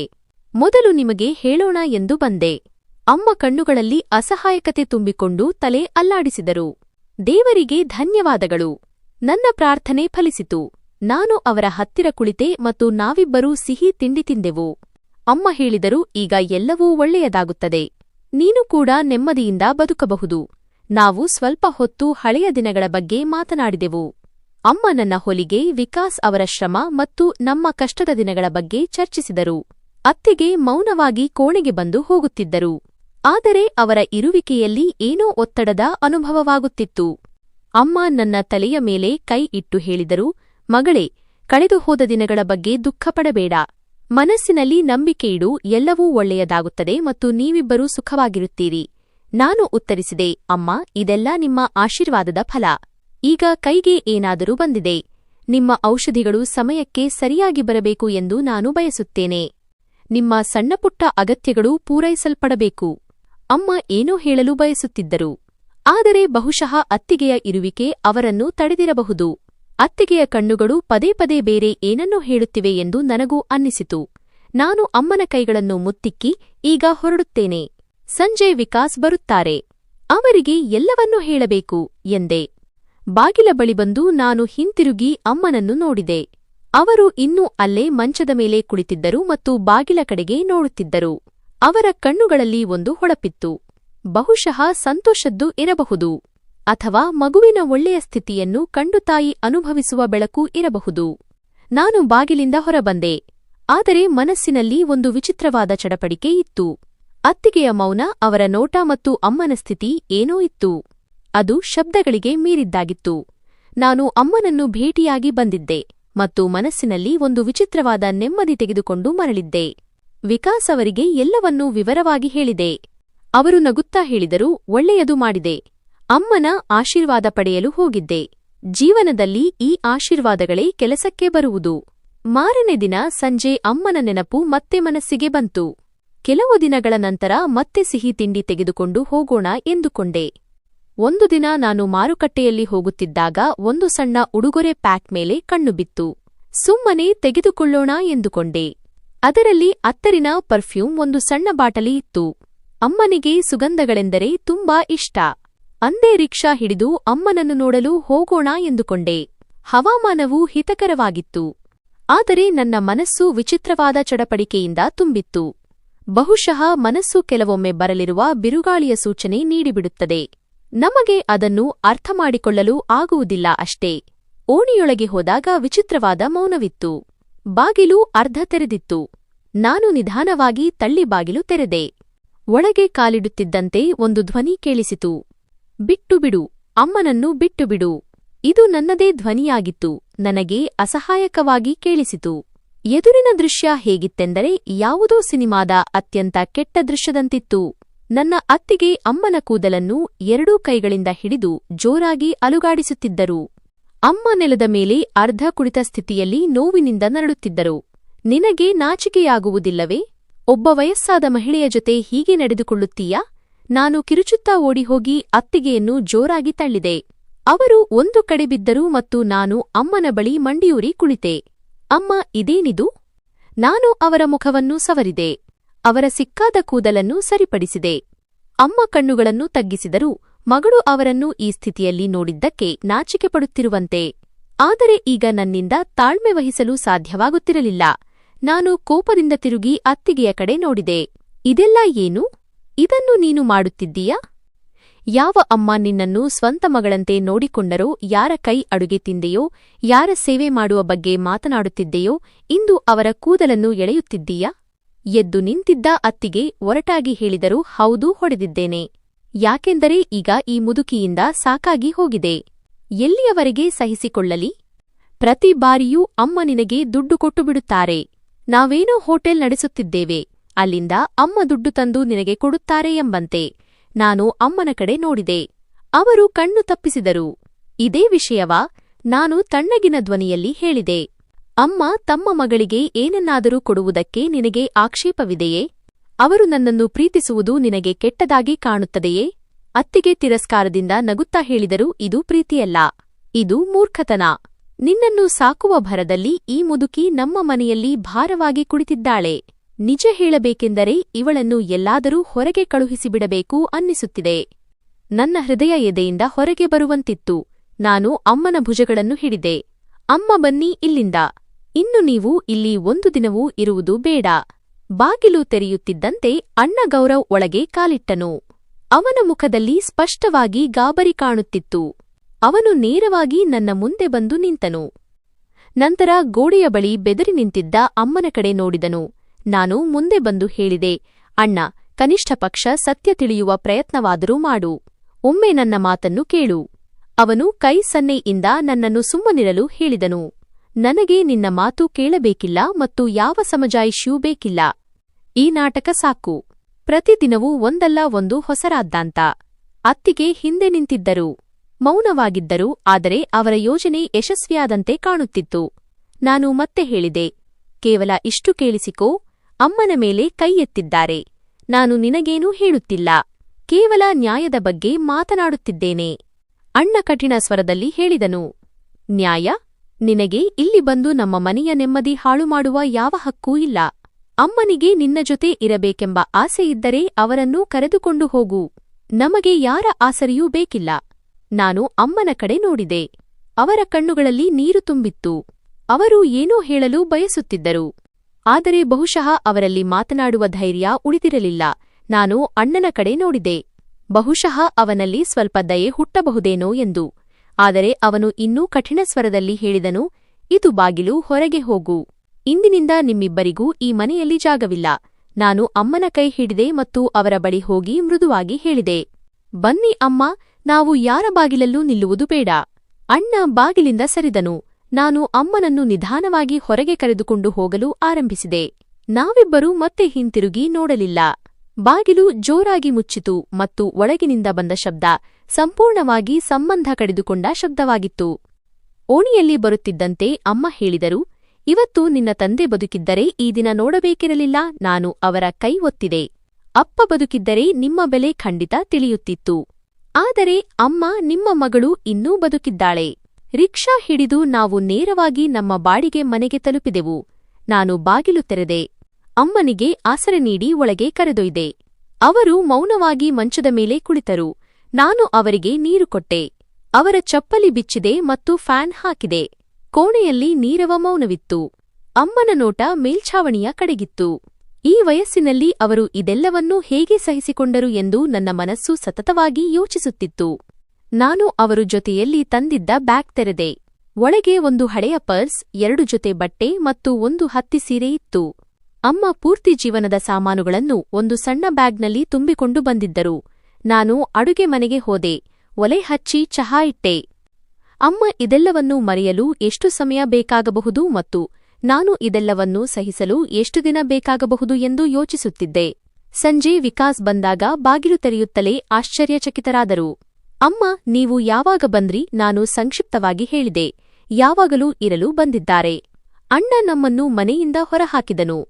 ವಿಕಾಸ್ ಒಳಗೆ ಬಂದು ಅಮ್ಮನನ್ನು ನೋಡಿ ಮೌನವಾಗಿ ಕುಳಿತರು. ಅಮ್ಮ ನಾಚಿಕೆಯಿಂದ ತಲೆ ತಗ್ಗಿಸಿದರು. ವಿಕಾಸ್ ನನ್ನನ್ನು ಕೇಳಿದರು, ಈ ನಿರ್ಧಾರ ಯಾವಾಗ ತೆಗೆದುಕೊಂಡರು? ನಾನು ನೇರ ಮಾತುಗಳಲ್ಲಿ ಹೇಳಿದೆ, ನಿರ್ಧಾರ ಅವರು ಮಾಡಿದರು. ನಾವು ಕೇವಲ ಸಹಿಸಿಕೊಂಡೆವು. ವಿಕಾಸ್ ಏನೂ ಹೇಳಲಿಲ್ಲ. ಮೌನವಾಗಿ ಕೋಣೆಗೆ ಹೋದರು. ಸ್ವಲ್ಪ ಸಮಯದ ನಂತರ ಅಮ್ಮ ಹೇಳಿದರು, ನನ್ನಿಂದಾಗಿ ನಿನ್ನ ಗಂಡನಿಗೆ ಯಾವುದೇ ತೊಂದರೆ ಆಗಬಾರದು. ನಾನು ಅವರ ಕಾಲು ಒತ್ತಲು ಆರಂಭಿಸಿದೆ ಮತ್ತು ಹೇಳಿದೆ, ತೊಂದರೆ ಯಾವಾಗ ಆಗುತ್ತದೆ ಎಂದರೆ ಯಾರಾದರೂ ಭಾರವಾದಾಗ. ನೀವಂತೂ ನನ್ನ ಆಸರೆ, ಸಹಾರ. ಅಮ್ಮ, ಆ ರಾತ್ರಿ ನಾವು ಸರಳವಾದ ಊಟ ಮಾಡಿದೆವು. ಅಮ್ಮ ತುಂಬಾ ಕಡಿಮೆ ತಿಂದರು. ಬಹುಶಃ ಆರೋಗ್ಯದ ಜೊತೆಗೆ ಮನಸ್ಸು ಕೂಡ ತುಂಬಿ ಬಂದಿತ್ತು. ನಾನು ಹಾಸಿಗೆ ಸಿದ್ಧಪಡಿಸಿದೆ. ಅಮ್ಮನಿಗೆ ಹೊದಿಕೆ ಹೊದಿಸಿ ನಾನು ಅವರ ಪಕ್ಕದಲ್ಲೇ ಕುಳಿತೆ. ರಾತ್ರಿ ಬಹಳ ಹೊತ್ತಿನವರೆಗೂ ಅಮ್ಮನಿಗೆ ನಿದ್ರೆ ಬರಲಿಲ್ಲ. ಮಲಗಿಬಿಡು ಅಮ್ಮ, ಎಲ್ಲವೂ ಸರಿಯಾಗುತ್ತದೆ ಎಂದು ನಾನು ಹೇಳಿದೆ. ಅವರು ಸಣ್ಣ ದನಿಯಲ್ಲಿ, ಮಗಳೇ, ನಾನು ಬಹಳಷ್ಟು ಸಹಿಸಿಕೊಂಡಿದ್ದೇನೆ. ಈಗ ಉಳಿದಿರುವ ಸಮಯ ನೆಮ್ಮದಿಯಿಂದ ಕಳೆಯಬೇಕೆಂದಷ್ಟೇ ಆಸೆ ಎಂದರು. ನಾನು ಅವರ ಹಣೆ ಸವರುತ್ತಾ, ಇದು ನಿಮ್ಮ ಮನೆ. ಇಲ್ಲಿ ಯಾರೂ ನಿಮಗೆ ಏನೂ ಅನ್ನುವುದಿಲ್ಲ ಎಂದು ಹೇಳಿದೆ. ಕೋಣೆಯಲ್ಲಿ ನೀರವ ಮೌನವಿತ್ತು. ಹೊರಗೆ ರಸ್ತೆಯಲ್ಲಿ ಕೆಲವು ಬೀದಿನಾಯಿಗಳು ಬೊಗಳುತ್ತಿರುವ ಶಬ್ದ ಕೇಳಿಸುತ್ತಿತ್ತು. ಆದರೆ ಒಳಗೆ ನಾವು ತಾಯಿ ಮಗಳು ಮಾತ್ರ ಇದ್ದೆವು. ವಿಕಾಸ್ ಒಳಗಿನ ಕೋಣೆಯಲ್ಲಿ ಮಲಗಿದ್ದರು. ನಾವು ಮೂರನೆಯವರ ಆಸರೆಯಾಗಿ ನೆಮ್ಮದಿ ಹುಡುಕುವ ಪ್ರಯತ್ನದಲ್ಲಿದ್ದೆವು. ಮರುದಿನ ಎಲ್ಲವೂ ಬದಲಾಗುತ್ತದೆ ಎಂದು ನನಗೆ ತಿಳಿದಿತ್ತು. ಅಮ್ಮನ ಔಷಧಿಗಳು, ಅವರ ವಿಶ್ರಾಂತಿ ಮತ್ತು ವಿಕಾಸ್ನ ಸ್ವಭಾವದ ಕುರಿತು ಹೊಸದೊಂದು ಹೋರಾಟ ಶುರುವಾಗಲಿದೆ ಎಂದು ಗೊತ್ತಿತ್ತು. ಆದರೆ ನಾನು ಸಿದ್ಧಳಿದ್ದೆ, ಏಕೆಂದರೆ ಈಗ ನನ್ನ ಜೊತೆ ಅಮ್ಮ ಇದ್ದರು ಮತ್ತು ಆ ಸಾಥ್ ನನಗೆ ಎಲ್ಲದಕ್ಕಿಂತ ಹೆಚ್ಚಾಗಿತ್ತು. ಬೆಳಿಗ್ಗೆ ಸಣ್ಣ ಮುಗುಳ್ನಗೆಯೊಂದಿಗೆ ನಾನು ತಿಂಡಿ ತಯಾರಿಸಿದೆ. ಅಮ್ಮ ಇನ್ನೂ ಮಲಗಿದ್ದರು. ವಿಕಾಸ್ ರಾತ್ರಿ ತಡವಾಗಿ ಬಂದಿದ್ದರಿಂದ ಅವರನ್ನು ಎಬ್ಬಿಸಲು ಮನಸ್ಸಾಗಲಿಲ್ಲ. ಆದರೆ ನನ್ನ ಮನಸ್ಸಿನಲ್ಲಿ ಸಣ್ಣ ಆತಂಕವಿತ್ತು. ನಿನ್ನೆ ನಡೆದ ಘಟನೆಯ ಪರಿಣಾಮ ಇಂದು ಖಂಡಿತ ಕಾಣಿಸುತ್ತದೆ ಎಂದು ಅನ್ನಿಸುತ್ತಿತ್ತು. ವಿಕಾಸ್ನ ಮೌನವು ಕೆಲವು ಸೂಚನೆಗಳನ್ನು ನೀಡುತ್ತಿತ್ತು. ಅಡುಗೆ ಮನೆಯಲ್ಲಿ ಪಾತ್ರೆಗಳನ್ನು ಜೋಡಿಸುತ್ತಿದ್ದಾಗ ನನಗೆ ಶಬ್ದ ಕೇಳಿಸಿತು. ಕೋಣೆಯ ಬಾಗಿಲು ತೆರೆಯಿತು. ವಿಕಾಸ್ನ ಚಪ್ಪಲಿಗಳ ಸದ್ದು ನಿಧಾನವಾಗಿ ನನ್ನ ಕಡೆಗೆ ಬರುತ್ತಿತ್ತು. ಅವರು ಬಂದು ಅಡುಗೆ ಮನೆಯ ಬಾಗಿಲಲ್ಲಿ ನಿಂತರು. ನಾನು ತಲೆ ಎತ್ತಿ ಸಣ್ಣದಾಗಿ ಮುಗುಳ್ನಕ್ಕೆ. ಚಹಾ ಕೊಡಲಾ ಎಂದು ಕೇಳಿದೆ. ವಿಕಾಸ್ ನೇರವಾಗಿ, ನಿಮ್ಮ ತಾಯಿ ನಮ್ಮ ಮನೆಯಲ್ಲಿ ಬಂದು ಇರುತ್ತಾರೆ ಎಂದು ಯಾವಾಗ ನಿರ್ಧಾರವಾಯಿತು ಎಂದು ಪ್ರಶ್ನಿಸಿದರು. ನಾನು ಚಹಾದ ಕಪ್ಪನ್ನು ಟ್ರೇಯಲ್ಲಿ ಇಡುತ್ತಾ ಹೇಳಿದೆ, ಇದು ನಿರ್ಧಾರವಾಗಿರಲಿಲ್ಲ, ಅನಿವಾರ್ಯವಾಗಿತ್ತು. ನಿಮಗೆ ಎಲ್ಲವನ್ನೂ ಹೇಳಬೇಕೆಂದಿದ್ದೆ. ಆದರೆ ರಾತ್ರಿ ತುಂಬಾ ತಡವಾಗಿತ್ತು. ಅಣ್ಣ ಮನೆಯಿಂದ ಹೊರಹಾಕಿದರು. ಅದು ಅಮ್ಮನಿಗೆ ಬೈದು. ನಾನು ಅವರನ್ನು ಹೇಗೆ ಬಿಡಲಿ? ವಿಕಾಸ್ ದೀರ್ಘವಾಗಿ ಉಸಿರು ಬಿಟ್ಟರು. ನೋಡು, ನಿನ್ನ ನೋವು ನನಗೆ ಅರ್ಥವಾಗುತ್ತದೆ. ಆದರೆ ನನ್ನ ಮಾತನ್ನೂ ಕೇಳು. ಈಗ ನನಗೆ ಕೆಲಸವಿಲ್ಲ. ಆದಾಯ ಸೀಮಿತವಾಗಿದೆ ಮತ್ತು ಅದರ ಮೇಲೆ ಈ ಹಠಾತ್ ಜವಾಬ್ದಾರಿ. ನಾನಾಗಿಯೇ ಈ ಜವಾಬ್ದಾರಿಯನ್ನು ತೆಗೆದುಕೊಂಡಿಲ್ಲ. ಇವರು ನನ್ನ ತಾಯಿ. ಜೀವನದ ಕಷ್ಟದ ಸಮಯದಲ್ಲಿ ಅವರು ನನಗೆ ಸಾಥ್ ನೀಡಿದ್ದಾರೆ. ಈಗ ನಾನು ಅವರನ್ನು ಹೇಗೆ ಏಕಾಂಗಿಯಾಗಿ ಬಿಡಲಿ ಎಂದೆ. ವಿಕಾಸ್ ಕುರ್ಚಿಯ ಮೇಲೆ ಕುಳಿತುಕೊಳ್ಳುತ್ತಾ ಹೇಳಿದರು, ಅಂಜಲಿ, ನಿನಗೆ ಗೊತ್ತಿದೆ, ನಾನು ನಿನಗೆ ಎಂದೂ ಇಲ್ಲ ಎನ್ನುವುದಿಲ್ಲ. ಆದರೆ ನೀನು ನನ್ನ ಸಲಹೆಯನ್ನೂ ಕೇಳಲಿಲ್ಲ. ನಾನು ಅವರ ಎದುರು ಕುಳಿತುಕೊಂಡೆ. ಕೆಲವು ನಿರ್ಧಾರಗಳನ್ನು ಸಲಹೆ ಕೇಳದೆ ತೆಗೆದುಕೊಳ್ಳಬೇಕಾಗುತ್ತದೆ. ಯಾವುದೇ ದಾರಿ ಇಲ್ಲದಿದ್ದಾಗ ಮನಸ್ಸಿನ ಮಾತು ಕೇಳಬೇಕಾಗುತ್ತದೆ. ನನ್ನ ತಾಯಿ ಬೀದಿಯಲ್ಲಿ ಅಲೆದಾಡುವುದನ್ನು ನನ್ನ ಮನಸ್ಸು ಎಂದಿಗೂ ಒಪ್ಪುವುದಿಲ್ಲ. ವಿಕಾಸ್ ಚಹಾ ಹೀರುತ್ತಾ ಹೇಳಿದರು, ನನ್ನ ತಾಯಿ ಏನು ಅಂದುಕೊಳ್ಳುತ್ತಾರೆ? ನೀನು ನನ್ನ ಮೇಲೆ ಸವಾರಿ ಮಾಡುತ್ತಿದ್ದೀಯಾ ಎಂದು ಅವರು ಈಗಾಗಲೇ ಭಾವಿಸಿದ್ದಾರೆ. ಈಗ ನಾನು ನಿನ್ನ ತಾಯಿಯನ್ನು ನನ್ನ ಮನೆಯಲ್ಲಿ ಇಟ್ಟುಕೊಂಡಿದ್ದೇನೆ ಎಂದು ಕೇಳಿದರೆ ಅವರ ಪ್ರತಿಕ್ರಿಯೆ ಹೇಗಿರಬಹುದು? ನಾನು ಗಂಭೀರವಾಗಿ ಹೇಳಿದೆ, ನಿಮ್ಮ ತಾಯಿಗೆ ನಾವು ತಿಳಿ ಹೇಳಬಹುದು. ಆದರೆ ಜನ ಏನು ಹೇಳುತ್ತಾರೆ ಎಂಬುದು ಮುಖ್ಯವೋ ಅಥವಾ ಒಬ್ಬ ವಯಸ್ಸಾದ ಮಹಿಳೆಗೆ ಆಸರೆ ನೀಡುವುದು ಮುಖ್ಯವೋ? ವಿಕಾಸ್ ಸುಮ್ಮನಾದರು. ನಂತರ ಹೇಳಿದರು, ನೀನು ಒಂದು ವಿಷಯ ಅರ್ಥಮಾಡಿಕೋ. 2 ಮನೆಗಳ ಜವಾಬ್ದಾರಿ ಹೊರುವ ಶಕ್ತಿ ನನಗಿಲ್ಲ. ನೀನು ನಿನ್ನ ತಾಯಿಯನ್ನು ಇಲ್ಲಿ ಇಟ್ಟುಕೊಳ್ಳಬೇಕೆಂದರೆ ಅದರ ಪರಿಣಾಮ ಏನಾಗಬಹುದು ಎಂದು ಯೋಚಿಸಿಕೋ. ನಾನು ಆಶ್ಚರ್ಯದಿಂದ ಅವರನ್ನು ನೋಡಿದೆ. ನೀವು ಏನು ಹೇಳಲು ಬಯಸುತ್ತಿದ್ದೀರಿ? ಬಾಗಿಲು ಮುಚ್ಚಿ ನಮ್ಮನ್ನು ಹೊರಹಾಕಿದ ಅದೇ ಮನೆಗೆ ನಾನು ಅಮ್ಮನನ್ನು ಬಿಟ್ಟು ಬರಬೇಕೇ? ವಿಕಾಸ್ ದೃಷ್ಟಿ ಬೇರೆಡೆಗೆ ತಿರುಗಿಸಿ ಹೇಳಿದರು, ಕನಿಷ್ಠ ಅದು ಅವರ ಜವಾಬ್ದಾರಿ. ಅವನು ಗಂಡಸು, ಮಗ. ಅವನು ನೋಡಿಕೊಳ್ಳಬೇಕು. ಇದು ನಮ್ಮ ಕರ್ತವ್ಯವಲ್ಲ. ನನ್ನ ಮನಸ್ಸಿಗೆ ನೋವಾಯಿತು. ಆದರೂ ನಾನು ಮೃದುವಾಗಿ ಹೇಳಿದೆ, ಗಂಡಸಾಗಿ ಹುಟ್ಟಿದ ತಕ್ಷಣ ಜವಾಬ್ದಾರಿ ಪೂರೈಸಿದಂತಾದರೆ ಇಂದು ಅಮ್ಮ ಇಲ್ಲಿರುತ್ತಿರಲಿಲ್ಲ. ನೀವು ನನ್ನ ಜಾಗದಲ್ಲಿದ್ದರೆ ಇದನ್ನೇ ಮಾಡುತ್ತಿದ್ರಾ? ನಿಮ್ಮ ತಾಯಿಯನ್ನು ಹೀಗೆ ಅನಾಥರನ್ನಾಗಿ ಬಿಡುತ್ತಿದ್ದರಾ? ಅವರು ಸ್ವಲ್ಪ ಕೋಪದಿಂದ ಹೇಳಿದರು, ನೀನು ಪ್ರತಿ ವಿಷಯಕ್ಕೂ ಭಾವನಾತ್ಮಕ ಬಣ್ಣ ಕೊಡುತ್ತೀಯಾ? ನಾನು ವಾಸ್ತವದ ಮಾತು ಆಡುತ್ತಿದ್ದೇನೆ. ನಾನು ಸಂಯಮದಿಂದ ಹೇಳಿದೆ, ವಾಸ್ತವವೇನೆಂದರೆ ಅಮ್ಮನಿಗೆ ವಯಸ್ಸಾಗಿದೆ ಮತ್ತು ಈಗ ಅವರು ನಮ್ಮ ದಯೆಯ ಮೇಲಿದ್ದಾರೆ. ನಾವು ಅವರನ್ನು ಇಟ್ಟುಕೊಳ್ಳುತ್ತೀರೋ ಅಥವಾ ಬಿಡುತ್ತೀರೋ ವ್ಯತ್ಯಾಸ ಕೇವಲ ಆತ್ಮಸಾಕ್ಷಿಯದ್ದು. ವಿಕಾಸ್ ಚಹಾ ಮುಗಿಸಿ ಎದ್ದೇಳುತ್ತಾ ಹೇಳಿದರು, ನಾವು ಕರೆಂಟ್ ಬಿಲ್ ಸರಿಯಾದ ಸಮಯಕ್ಕೆ ಕಟ್ಟಲು ಆಗದಿದ್ದಾಗಲೂ ನನ್ನ ಆತ್ಮಸಾಕ್ಷಿ ಎಚ್ಚರವಾಗುತ್ತದೆ. ನೀನು ಬಟ್ಟೆ ಹೊಲಿದು ಸಮಯಕ್ಕೆ ಸರಿಯಾಗಿ ಕೊಡಲಾಗದಿದ್ದಾಗಲೂ ಎಚ್ಚರವಾಗುತ್ತದೆ. ಈಗ ಈ ಎಲ್ಲದರ ನಡುವೆ ಇನ್ನೊಬ್ಬ ವ್ಯಕ್ತಿ ಸೇರಿಕೊಂಡಿದ್ದಾರೆ. ನಾನು ಎದ್ದು ನಿಂತು ನೇರವಾಗಿ ಕೇಳಿದೆ, ಹಾಗಾದರೆ ಹೇಳಿ ವಿಕಾಸ್, ನಾನು ಅಮ್ಮನನ್ನು ಹೊರಹಾಕಬೇಕೆ ಎಂದು ನೀವು ಬಯಸುತ್ತೀರಾ? ನಾವು ಅವರ ಹೊರೆಯನ್ನು ಹೊರಲಾರೆವು ಎಂದು ಹೇಳಬೇಕೆ? ವಿಕಾಸ್ ಸ್ವಲ್ಪ ಹೊತ್ತು ಮೌನವಾಗಿದ್ದು ನಂತರ ಹೇಳಿದರು, ಹೌದು, ನಾನು ಬಯಸುತ್ತೇನೆ. ನೀನು ಕೇಳಿದೆ, ನಾನು ಸತ್ಯ ಹೇಳಿದೆ. ಅವರು ಈ ಮನೆಯಲ್ಲಿರುವುದು ನನಗೆ ಇಷ್ಟವಿಲ್ಲ. ನನ್ನ ಕಾಲುಗಳು ನೆಲಕ್ಕೆ ಅಂಟಿಕೊಂಡಂತಾದವು. ನಾನು ಮೆಲ್ಲಗೆ ಹೇಳಿದೆ, ಹಾಗಾದರೆ ವಿಕಾಸ್, ಇದು ತಿಳಿದಿರಲಿ, ಅಮ್ಮ ಈ ಮನೆಯಿಂದ ಹೋಗುವುದಾದರೆ ನಾನು ಅವರ ಜೊತೆ ಹೋಗುತ್ತೇನೆ. ವಿಕಾಸ್ ಒಂದು ಕ್ಷಣ ನನ್ನ ಕಣ್ಣುಗಳನ್ನು ನೋಡಿದರು. ನಂತರ ಬಾಗಿಲು ತೆರೆದು ಹೊರಗೆ ಹೋದರು. ವಿಕಾಸ್ ಹೋದ ನಂತರ ಕೋಣೆಯಲ್ಲಿ ಸ್ಮಶಾನ ಮೌನ ಆವರಿಸಿತ್ತು. ನಾನು ಅಲ್ಲಿ ನಿಂತಿದ್ದೆ. ಅವರ ಮಾತುಗಳು ಇನ್ನೂ ನನ್ನ ಕಿವಿಯಲ್ಲಿ ಗುನುಗುತ್ತಿದ್ದವು. ಅವರು ಈ ಮನೆಯಲ್ಲಿ ಇರುವುದು ನನಗೆ ಇಷ್ಟವಿಲ್ಲ. ನನ್ನ ಬೆನ್ನಿನ ಹಿಂದೆ ಸಣ್ಣ ಸದ್ದು ಕೇಳಿಸಿತು. ನಾನು ತಿರುಗಿ ನೋಡಿದೆ. ಅಮ್ಮ ಬಾಗಿಲ ಬಳಿ ನಿಂತಿದ್ದರು. ಅವರ ಮುಖದಲ್ಲಿ ಯಾವುದೇ ಭಾವನೆ ಇರಲಿಲ್ಲ. ಆದರೆ ಅವರು ಎಲ್ಲವನ್ನೂ ಕೇಳಿಸಿಕೊಂಡಿದ್ದಾರೆ ಎಂದು ಅವರ ಕಣ್ಣುಗಳು ಸ್ಪಷ್ಟವಾಗಿ ಹೇಳುತ್ತಿದ್ದವು. ನನ್ನ ಕಾಲ ಕೆಳಗಿನ ಭೂಮಿ ಕುಸಿದಂತಾಯಿತು. ಅಮ್ಮನ ಕಣ್ಣುಗಳಲ್ಲಿ ನಾನು ಏನನ್ನಾದರೂ ಹುಡುಕಲು ಪ್ರಯತ್ನಿಸಿದೆ. ಆದರೆ ಅವರು ಸಣ್ಣ ಮುಗುಳ್ನಗೆಯೊಂದಿಗೆ, ಎಲ್ಲವನ್ನೂ ಕೇಳಿಸಿಕೊಂಡೆ ಮಗಳೇ. ಬಾಗಿಲು ಸ್ವಲ್ಪ ತೆರೆದಿತ್ತು, ಮಾತುಗಳು ಹೊರಗೆ ಕೇಳಿಸುತ್ತಿದ್ದವು ಎಂದರು. ನಾನು ಮುಂದೆ ಹೋಗಿ ಅವರ ಕೈ ಹಿಡಿದುಕೊಂಡೆ. ಅಮ್ಮ, ನೀವು ಕೇಳಿದ್ದು ಕೇವಲ ಕ್ಷಣದ ಕೋಪವಷ್ಟೇ. ವಿಕಾಸ್ ಕೋಪಗೊಂಡಿದ್ದರು. ಅವರು ಮನಸ್ಸಿನಿಂದ ಹಾಗೆ ಹೇಳಿಲ್ಲ. ಅವರು ಮಂಚದ ಮೇಲೆ ಕುಳಿತರು. ಅವರ ಕೈಗಳು ನನ್ನ ಕೈಯಲ್ಲಿದ್ದವು, ಆದರೆ ಅದರಲ್ಲಿ ಮೊದಲು ಇದ್ದ ಉಷ್ಣತೆ ಈಗ ಇರಲಿಲ್ಲ. ಅವರು ಸ್ವಲ್ಪ ಹೊತ್ತು ಮೌನವಾಗಿದ್ದು ನಂತರ ಹೇಳಿದರು, ಮಗಳೇ, ಒಂದು ಮಾತು ಹೇಳಲಾ? ಬೇಜಾರು ಮಾಡಿಕೊಳ್ಳಬೇಡ. ನನ್ನನ್ನು ವೃದ್ಧಾಶ್ರಮಕ್ಕೆ ಕಳುಹಿಸಬೇಡ. ಈ ಮಾತು ನೇರವಾಗಿತ್ತು ಮತ್ತು ಯಾರೋ ಚುಚ್ಚುವ ಹಾಗೆ ಮಾತನಾಡಿದ ಅನುಭವವಾಯಿತು. ನನ್ನ ತುಟಿಗಳು ಹೊಲಿದಂತಾದವು. ಅಮ್ಮ, ಇದೇನು ಮಾತು? ನಿಮಗೆ ಇಂತಹ ಯೋಚನೆ ಏಕೆ ಬಂತು ಎಂದು ಕೇಳಿದೆ. ಅವರು ನನ್ನ ಕಡೆ ನೋಡಿದರು. ಕೆಲವೊಮ್ಮೆ ಮನುಷ್ಯನಿಗೆ ತಾನೇ ಹೊರೆ ಎಂದು ಅನಿಸಲು ಶುರುವಾಗುತ್ತದೆ. ಬೇರೆಯವರಿಂದಲೂ ಅದೇ ಅನುಭವವಾದಾಗ ವೃದ್ಧಾಶ್ರಮದ ಗೋಡೆಗಳು ತಮ್ಮದಾಗಿ ಕಾಣುತ್ತವೆ. ನಾನು ಅವರ ಹತ್ತಿರ ಮಂಡಿಯೂರಿ ಕುಳಿತು, ನೀವು ಹೊರೆಯಲ್ಲ ಅಮ್ಮ. ಇದು ನಿಮ್ಮ ಮನೆ, ನಿಮ್ಮ ಮಗಳ ಮನೆ. ಇಲ್ಲಿಂದ ನಿಮ್ಮನ್ನು ಯಾರೂ ಹೊರಹಾಕಲು ಸಾಧ್ಯವಿಲ್ಲ ಎಂದೆ. ಅಮ್ಮ ಮೆಲ್ಲಗೆ ತಲೆ ಆಡಿಸಿದರು. ಮಾತು ಕೇಳಿಸಿಕೊಂಡರೂ ಒಪ್ಪಲು ಸಿದ್ಧವಿಲ್ಲದ ಹಾಗಿತ್ತು. ವಿಕಾಸ್ ಹೇಳಿದ್ದು ಸರಿ, ಇದೇ ಮಗಳೇ. ಅವನ ಒತ್ತಡ, ಕೆಲಸ ಇಲ್ಲದಿರುವುದು, ಸಣ್ಣ ಮನೆ, ಖರ್ಚು ಎಲ್ಲವೂ ನನಗೆ ಅರ್ಥವಾಗುತ್ತದೆ. ನಾನು ನಿಮ್ಮ ಮೇಲೆ ಹೊರೆಯಾಗಲು ಬಯಸುವುದಿಲ್ಲ. ನಾನು ಸಮಾಧಾನದಿಂದ ಹೇಳಿದೆ, ಸಂಬಂಧಗಳನ್ನು ಒತ್ತಡದ ತಕ್ಕಡಿಯಲ್ಲಿ ತೂಗುವುದಾದರೆ ಅಮ್ಮನಂತಹ ಸಂಬಂಧ ಎಲ್ಲದಕ್ಕಿಂತ ಬೆಲೆಬಾಳುವಂತದ್ದು. ಕೋಣೆಯಲ್ಲಿ ಮತ್ತೆ ಮೌನ ಆವರಿಸಿತು. ಅಮ್ಮನ ಕಣ್ಣಲ್ಲಿ ನೂರಾರು ಪ್ರಶ್ನೆಗಳಿದ್ದವು. ನನ್ನ ಮನಸ್ಸಿನಲ್ಲಿ 10 ಉತ್ತರಗಳಿದ್ದವು. ಆದರೆ ಅವುಗಳ ಪ್ರಭಾವ ಆಗುತ್ತಿರಲಿಲ್ಲ. ಅದೇ ಸಂಜೆ ವಿಕಾಸ್ ಮನೆಗೆ ಮರಳಿದರು. ಅವರ ಮುಖ ಸೋತಿತ್ತು. ಬಹುಶಃ ಅವರು ದಿನವಿಡೀ ಇದನ್ನೇ ಯೋಚಿಸಿರಬಹುದು. ಬಾಗಿಲು ತೆರೆಯುತ್ತಲೇ ಅವರು ನನ್ನ ಕಡೆ ನೋಡಿದರು. ನಂತರ ಅಮ್ಮನ ಮೇಲೆ ಕಣ್ಣು ಹೋಯಿತು. ಅವರ ಧ್ವನಿ ಬದಲಾಗಿರಲಿಲ್ಲ, ಆದರೆ ವರ್ತನೆ ಸ್ವಲ್ಪ ಮೃದುವಾಗಿತ್ತು. ಊಟವಿದೆಯಾ ಎಂದು ಕೇಳಿದರು. ನಾನು ಸಂಕ್ಷಿಪ್ತವಾಗಿ ಹೌದು, ತಯಾರಿದೆ ಎಂದು ಉತ್ತರಿಸಿದೆ. ನಾವು 3 ಒಟ್ಟಿಗೆ ಊಟ ಮಾಡಿದೆವು. ಆದರೆ ಒಂದೇ ಮೇಜಿನ ಸುತ್ತ ಕುಳಿತಿದ್ದರೂ 3 ಬೇರೆ ಬೇರೆ ಕಥೆಗಳ ಜನರಂತೆ ಇದ್ದೆವು. ಊಟದ ನಂತರ ವಿಕಾಸ್ ಕೋಣೆಗೆ ಹೋದರು. ನಾನು ಅಮ್ಮನ ತಟ್ಟೆ ಎತ್ತಲು ಹೋದಾಗ ಅಮ್ಮ ನನ್ನ ಕೈ ಹಿಡಿದರು.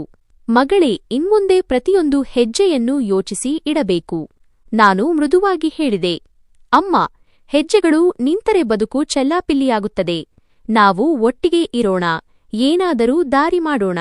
ಮರುದಿನ ಬೆಳಿಗ್ಗೆ ಅಮ್ಮ ಪೂಜೆ ಮುಗಿಸಿ ಹೊರಗೆ ಬಂದರು. ನಾನು ಅವರಿಗಾಗಿ ಚಹಾ ಮಾಡಿ ಜೊತೆಗೆ 2 ಬಿಸ್ಕತ್ತು ಇಟ್ಟೆ.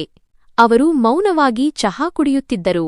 ಇದ್ದಕ್ಕಿದ್ದಂತೆ ಹೇಳಿದರು, ಅಂಜಲಿ, ಸಂಬಂಧಗಳು ಕೇವಲ ಮಾತಿನಿಂದ ಉಂಟಾಗುವುದಿಲ್ಲ, ವರ್ತನೆಯಿಂದಲೂ ಕೂಡುತ್ತವೆ. ವರ್ತನೆ ಬದಲಾದಾಗ ಸಂಬಂಧಗಳು ಬದುಕಿದ್ದರೂ ಸತ್ತಂತೆ. ನಾನು ಅವರ ಮಾತನ್ನು ತಡೆಯುತ್ತಾ ಹೇಳಿದೆ, ಅಮ್ಮ, ವಿಕಾಸ್ಗೆ ಸ್ವಲ್ಪ ಸಮಯ ಕೊಡಿ. ಅವರ ಮನಸ್ಸು ಬದಲಾಗಿದೆ, ಆದರೆ ಪರಿಸ್ಥಿತಿ ಹಾಗಿದೆ. ಅಮ್ಮ ಕಪ್ ಕೆಳಗಿಟ್ಟು ಹೇಳಿದರು, ನನಗೆ ಸಮಯದ ಚಿಂತೆಯಲ್ಲ, ನೆಲೆ ಇಲ್ಲದಿರುವ ಚಿಂತೆ. ನೀನು ಸತ್ಯವನ್ನು ಎದುರಿಸಬೇಕೆಂದು ನಾನು ಬಯಸುತ್ತೇನೆ. ವಿಕಾಸ್ ಮತ್ತೆ ಕಠಿಣವಾಗಿ ನಡೆದುಕೊಂಡರೆ ನಾನೇ ಎಲ್ಲಿಗಾದರೂ ಹೊರಟು ಹೋಗುತ್ತೇನೆ. ನಾನು ಜೋರು ದನಿಯಲ್ಲಿ ಹೇಳಿದೆ, ನೀವು ಎಲ್ಲಿಗೂ ಹೋಗುವುದಿಲ್ಲ. ಇದೇ ಕೊನೆಯ ಮಾತು. ವಿಕಾಸ್ ಜೊತೆ ನಾನು ನೇರವಾಗಿ ಮಾತನಾಡುತ್ತೇನೆ. ಈ ವಿಷಯವನ್ನು ಇನ್ನೂ ಅಪೂರ್ಣವಾಗಿ ಬಿಡುವುದಿಲ್ಲ. ಅಂದು ನಾನು ಮೊದಲ ಬಾರಿಗೆ ನಿರ್ಧಾರ ತೆಗೆದುಕೊಂಡೇ ವಿಕಾಸ್ ಜೊತೆ ಜಗಳವಾಡಬೇಕಿ ಬಂದರೂ ಸರಿ, ಮಾತನಾಡಲೇಬೇಕು ಎಂದು. ಏಕೆಂದರೆ ನನ್ನ ಅಮ್ಮನ ಮುಖದ ಮೇಲಿನ ಅಸಹಾಯಕತೆಯನ್ನು ನಾನು ಇನ್ನೂ ನೋಡಲಾರೆ. ರಾತ್ರಿ ವಿಕಾಸ್ ಕೋಣೆಗೆ ಬಂದಾಗ ನಾನು ಬಾಗಿಲು ಹಾಕಿ ನೇರವಾಗಿ ಹೇಳಿದೆ, ವಿಕಾಸ್, ನಿನಗೆ ನನ್ನ ತಾಯಿಯಿಂದ ಏನಾದರೂ ತೊಂದರೆಯಿದ್ದರೆ ಸ್ಪಷ್ಟವಾಗಿ ಹೇಳು. ಆದರೆ ನೆನಪಿರಲಿ, ಅಮ್ಮ ಹೋದರೆ ನಾನು ಅವರ ಜೊತೆ ಹೋಗುತ್ತೇನೆ. ವಿಕಾಸ್ ಸ್ವಲ್ಪ ಹೊತ್ತು ಸುಮ್ಮನಿದ್ದು ಹೇಳಿದರು, ಅಂಜಲಿ, ನಾನು ನಿನ್ನನ್ನು ಪ್ರೀತಿಸುತ್ತೇನೆ ಎಂದು ನಿನಗೆ ಗೊತ್ತು. ಆದರೆ ಕೆಲವು ವಿಷಯಗಳು ವಾಸ್ತವವನ್ನು ಆಧರಿಸಿರುತ್ತವೆ. ನಾನು ಗಟ್ಟಿಯಾಗಿ ಹೇಳಿದೆ, ಪ್ರೀತಿ ಕೇವಲ ಮಾತುಗಳಲ್ಲಿ ಇರುವುದಿಲ್ಲ, ಒಪ್ಪಿಕೊಳ್ಳುವುದರಲ್ಲಿ ಇರುತ್ತದೆ. ನೀನು ನನ್ನ ತಾಯಿಯನ್ನು ಒಪ್ಪಿಕೊಳ್ಳದಿದ್ದರೆ ನಿನ್ನ ಪ್ರೀತಿ ನನಗೆ ಅರ್ಥಹೀನ. ವಿಕಾಸ್ ತಲೆ ತಗ್ಗಿಸಿ ನನಗೆ ಸ್ವಲ್ಪ ಸಮಯ ಕೊಡು ಎಂದರು. ನಾನು ಬಾಗಿಲು ತೆರೆದು ಹೊರಗೆ ಬಂದೆ. ಅಮ್ಮ ಇನ್ನೂ ಅಂಗಳದಲ್ಲಿ ಕುಳಿತಿದ್ದರು. ಅವರ ಮುಖದಲ್ಲಿ ಆಯಾಸವಿತ್ತು. ನಾನು ಅವರ ಬಳಿ ಹೋಗಿ ಕುಳಿತಾಗ ಮಾತುಕತೆ ಆಯ್ತಾ ಎಂದು ಕೇಳಿದರು. ನಾನು ಈಗ ಮಾತುಕತೆ ಅಲ್ಲ, ತೀರ್ಮಾನವಾಗುತ್ತದೆ ಎಂದೆ. ಅವರು ನುಗುತ್ತಿದ್ದರು. ಅವರ ಕಣ್ಣುಗಳು ಒದ್ದೆಯಾಗಿದ್ದವು. ಆ ರಾತ್ರಿ ಅಮ್ಮ ನನ್ನ ಪಕ್ಕದಲ್ಲೇ ಮಲಗಿದರು ಮತ್ತು ನನ್ನ ಮನಸ್ಸಿನಲ್ಲಿ ಒಂದು ದೃಢ ಸಂಕಲ್ಪ ಹುಟ್ಟಿತು. ಅಮ್ಮನಿಗೆ ಇನ್ನೂ ಬೇರೆ ಮನೆ ಸಿಗುವುದಿಲ್ಲ. ಅಮ್ಮನ ಜೊತೆಗಿನ ಆ ಕೊನೆಯ ರಾತ್ರಿ ನಾವು ಮೌನವಾಗಿ ಕಳೆದೆವು. ಅವರು ನನ್ನ ಜೊತೆಯೇ ಮಂಚದ ಮೇಲೆ ಮಲಗಿದ್ದರು. ಆದರೆ ಅವರಿಗೆ ನಿದ್ದೆ ಬರುತ್ತಿರಲಿಲ್ಲ. ನಾನು ಕಣ್ಣು ಮುಚ್ಚಿದ್ದೆ. ಆದರೆ ಅವರು ಪದೇ ಪದೇ ಮಗ್ಗಲು ಬದಲಿಸುತ್ತಿರುವುದು ನನಗೆ ತಿಳಿಯುತ್ತಿತ್ತು. ಒಮ್ಮೆ ಅವರ ಕೈ ನನ್ನ ಭುಜದ ಮೇಲೆ ಬರುತ್ತಿತ್ತು, ಒಮ್ಮೆ ಮೆಲ್ಲಗೆ ಎದ್ದು ನೀರು ಕುಡಿದು ಬಂದು ಕುಳಿತುಕೊಳ್ಳುತ್ತಿದ್ದರು. ಬೆಳಿಗ್ಗೆ ನಾನು ಕಣ್ಣು ತೆರೆದಾಗ ಅವರು ಎದ್ದಿದ್ದರು. ಪೂಜೆ ಮುಗಿಸಿ ಸುಮ್ಮನೆ ಚಹಾ ಕುಡಿಯಲು ಕುಳಿತರು. ನಾನು ಅವರ ಬಳಿ ಕುಳಿತು, ಏನು ಯೋಚಿಸುತ್ತಿದ್ದೀರಾ ಅಮ್ಮ ಎಂದು ಕೇಳಿದೆ. ಅವರು ನೇರವಾಗಿ ನೋಡಿ ಹೇಳಿದರು, ನಾನು ಯೋಚಿಸಿದ್ದೇನೆ ಅಂಜಲಿ, ನಿನಗಾಗಿ ಸುಲಭವಾಗುವಂತೆ ಮಾಡಬೇಕು. ನಾನು ನಿನ್ನ ಮತ್ತು ವಿಕಾಸ್ ನಡುವೆ ಗೋಡೆಯಾಗಲು ಇಷ್ಟಪಡುವುದಿಲ್ಲ. ನಾನು ತಕ್ಷಣ ಹೇಳಿದೆ, ಅಮ್ಮ, ಅಂತಹ ಮಾತುಗಳನ್ನಾಡಬೇಡಿ. ನಾನು ಎಂತಹ ಕಷ್ಟವನ್ನಾದರೂ ಸಹಿಸಿಕೊಳ್ಳುತ್ತೇನೆ, ಆದರೆ ನಿಮ್ಮನ್ನು ಎಲ್ಲಿಗೂ ಹೋಗಲು ಬಿಡುವುದಿಲ್ಲ. ಅವರು ನನ್ನತ್ತ ನೋಡಿ, ನನ್ನ ಮಗಳೇ, ನೀನು ಬಹಳ ಸಾಥ್ ನೀಡಿದ್ದೀಯಾ. ಈಗ ನನ್ನ ಸರದಿ. ನಾನು ನಿನ್ನ ಬದುಕಿಗೆ ಹೊರೆಯಾಗದಂತಹ ಜಾಗಕ್ಕೆ ಹೋಗಲು ನನಗೆ ಅನುಮತಿ ನೀಡು. ಇದು ಹಠವಲ್ಲ, ಅವರ ಸ್ವಾಭಿಮಾನದ ಮಾತು ಎಂದು ನನಗೆ ತಿಳಿದಿತ್ತು. ಆದರೆ ನಾನು ಏನೂ ಹೇಳಲಾಗಲಿಲ್ಲ. ಅವರ ನೋಟ ಈಗ ಯಾವುದೇ ನಿರ್ಧಾರಕ್ಕಾಗಿ ಕಾಯುತ್ತಿರಲಿಲ್ಲ, ನಿರ್ಧಾರವಾಗಿದೆ ಎಂದು ತಿಳಿಸುತ್ತಿತ್ತು. ಮಧ್ಯಾಹ್ನ ನಾನು ಅಮ್ಮನ ಔಷಧಿಗಳು ಮತ್ತು ಬಟ್ಟೆಗಳನ್ನು ಒಂದು ಚಿಕ್ಕ ಬ್ಯಾಗ್ನಲ್ಲಿ ಇಟ್ಟೆ. ಅವರು ಏನೂ ಹೇಳಲಿಲ್ಲ, ಹಾಸಿಗೆಯನ್ನು ಮಡಚುತ್ತಿದ್ದರು. ನಾನು ಆಟೋ ಕರೆಸಿ ಅವರನ್ನು ಕರೆದುಕೊಂಡು ಹೊರಟೆ. ದಾರಿಯಲ್ಲಿ ನಾವಿಬ್ಬರೂ ಮೌನವಾಗಿದ್ದೆವು. ಆಟೋದ ಶಬ್ದದಲ್ಲೂ ಅಮ್ಮನ ಮೌನ ಸ್ಪಷ್ಟವಾಗಿ ಕೇಳಿಸುತ್ತಿತ್ತು. ವೃದ್ಧಾಶ್ರಮ ತಲುಪಿ ಬಾಗಿಲು ಬಡಿದೆ. ಸುಮಾರು 40 ವರ್ಷದ ಮಹಿಳೆಯೊಬ್ಬರು ಬಾಗಿಲು ತೆರೆದರು. ತಲೆಯ ಮೇಲೆ ಸೆರಗು, ಮುಖದಲ್ಲಿ ಗಾಂಭೀರ್ಯವಿತ್ತು. ಏಕೆ ಬಂದಿರಿ ಎಂದು ಅವರು ಕೇಳಿದರು. ನಾನು ಹಿಂಜರಿಯುತ್ತಲೇ ನನ್ನ ತಾಯಿಗೆ ಆಶ್ರಯ ಬೇಕಿದೆ, ಸ್ವಲ್ಪ ಸಮಯದವರೆಗೆ ಎಂದೆ. ಅವರು ಬಾಗಿಲು ತೆರೆದು ಬನ್ನಿ, ಒಳಗೆ ಬನ್ನಿ ಎಂದರು. ನಾನು ಮತ್ತು ಅಮ್ಮ ಒಳಗೆ ಹೋದೆವು. ಎದುರಿಗೆ ಒಂದು ಸಣ್ಣ ಜಗುಲಿ ಇತ್ತು.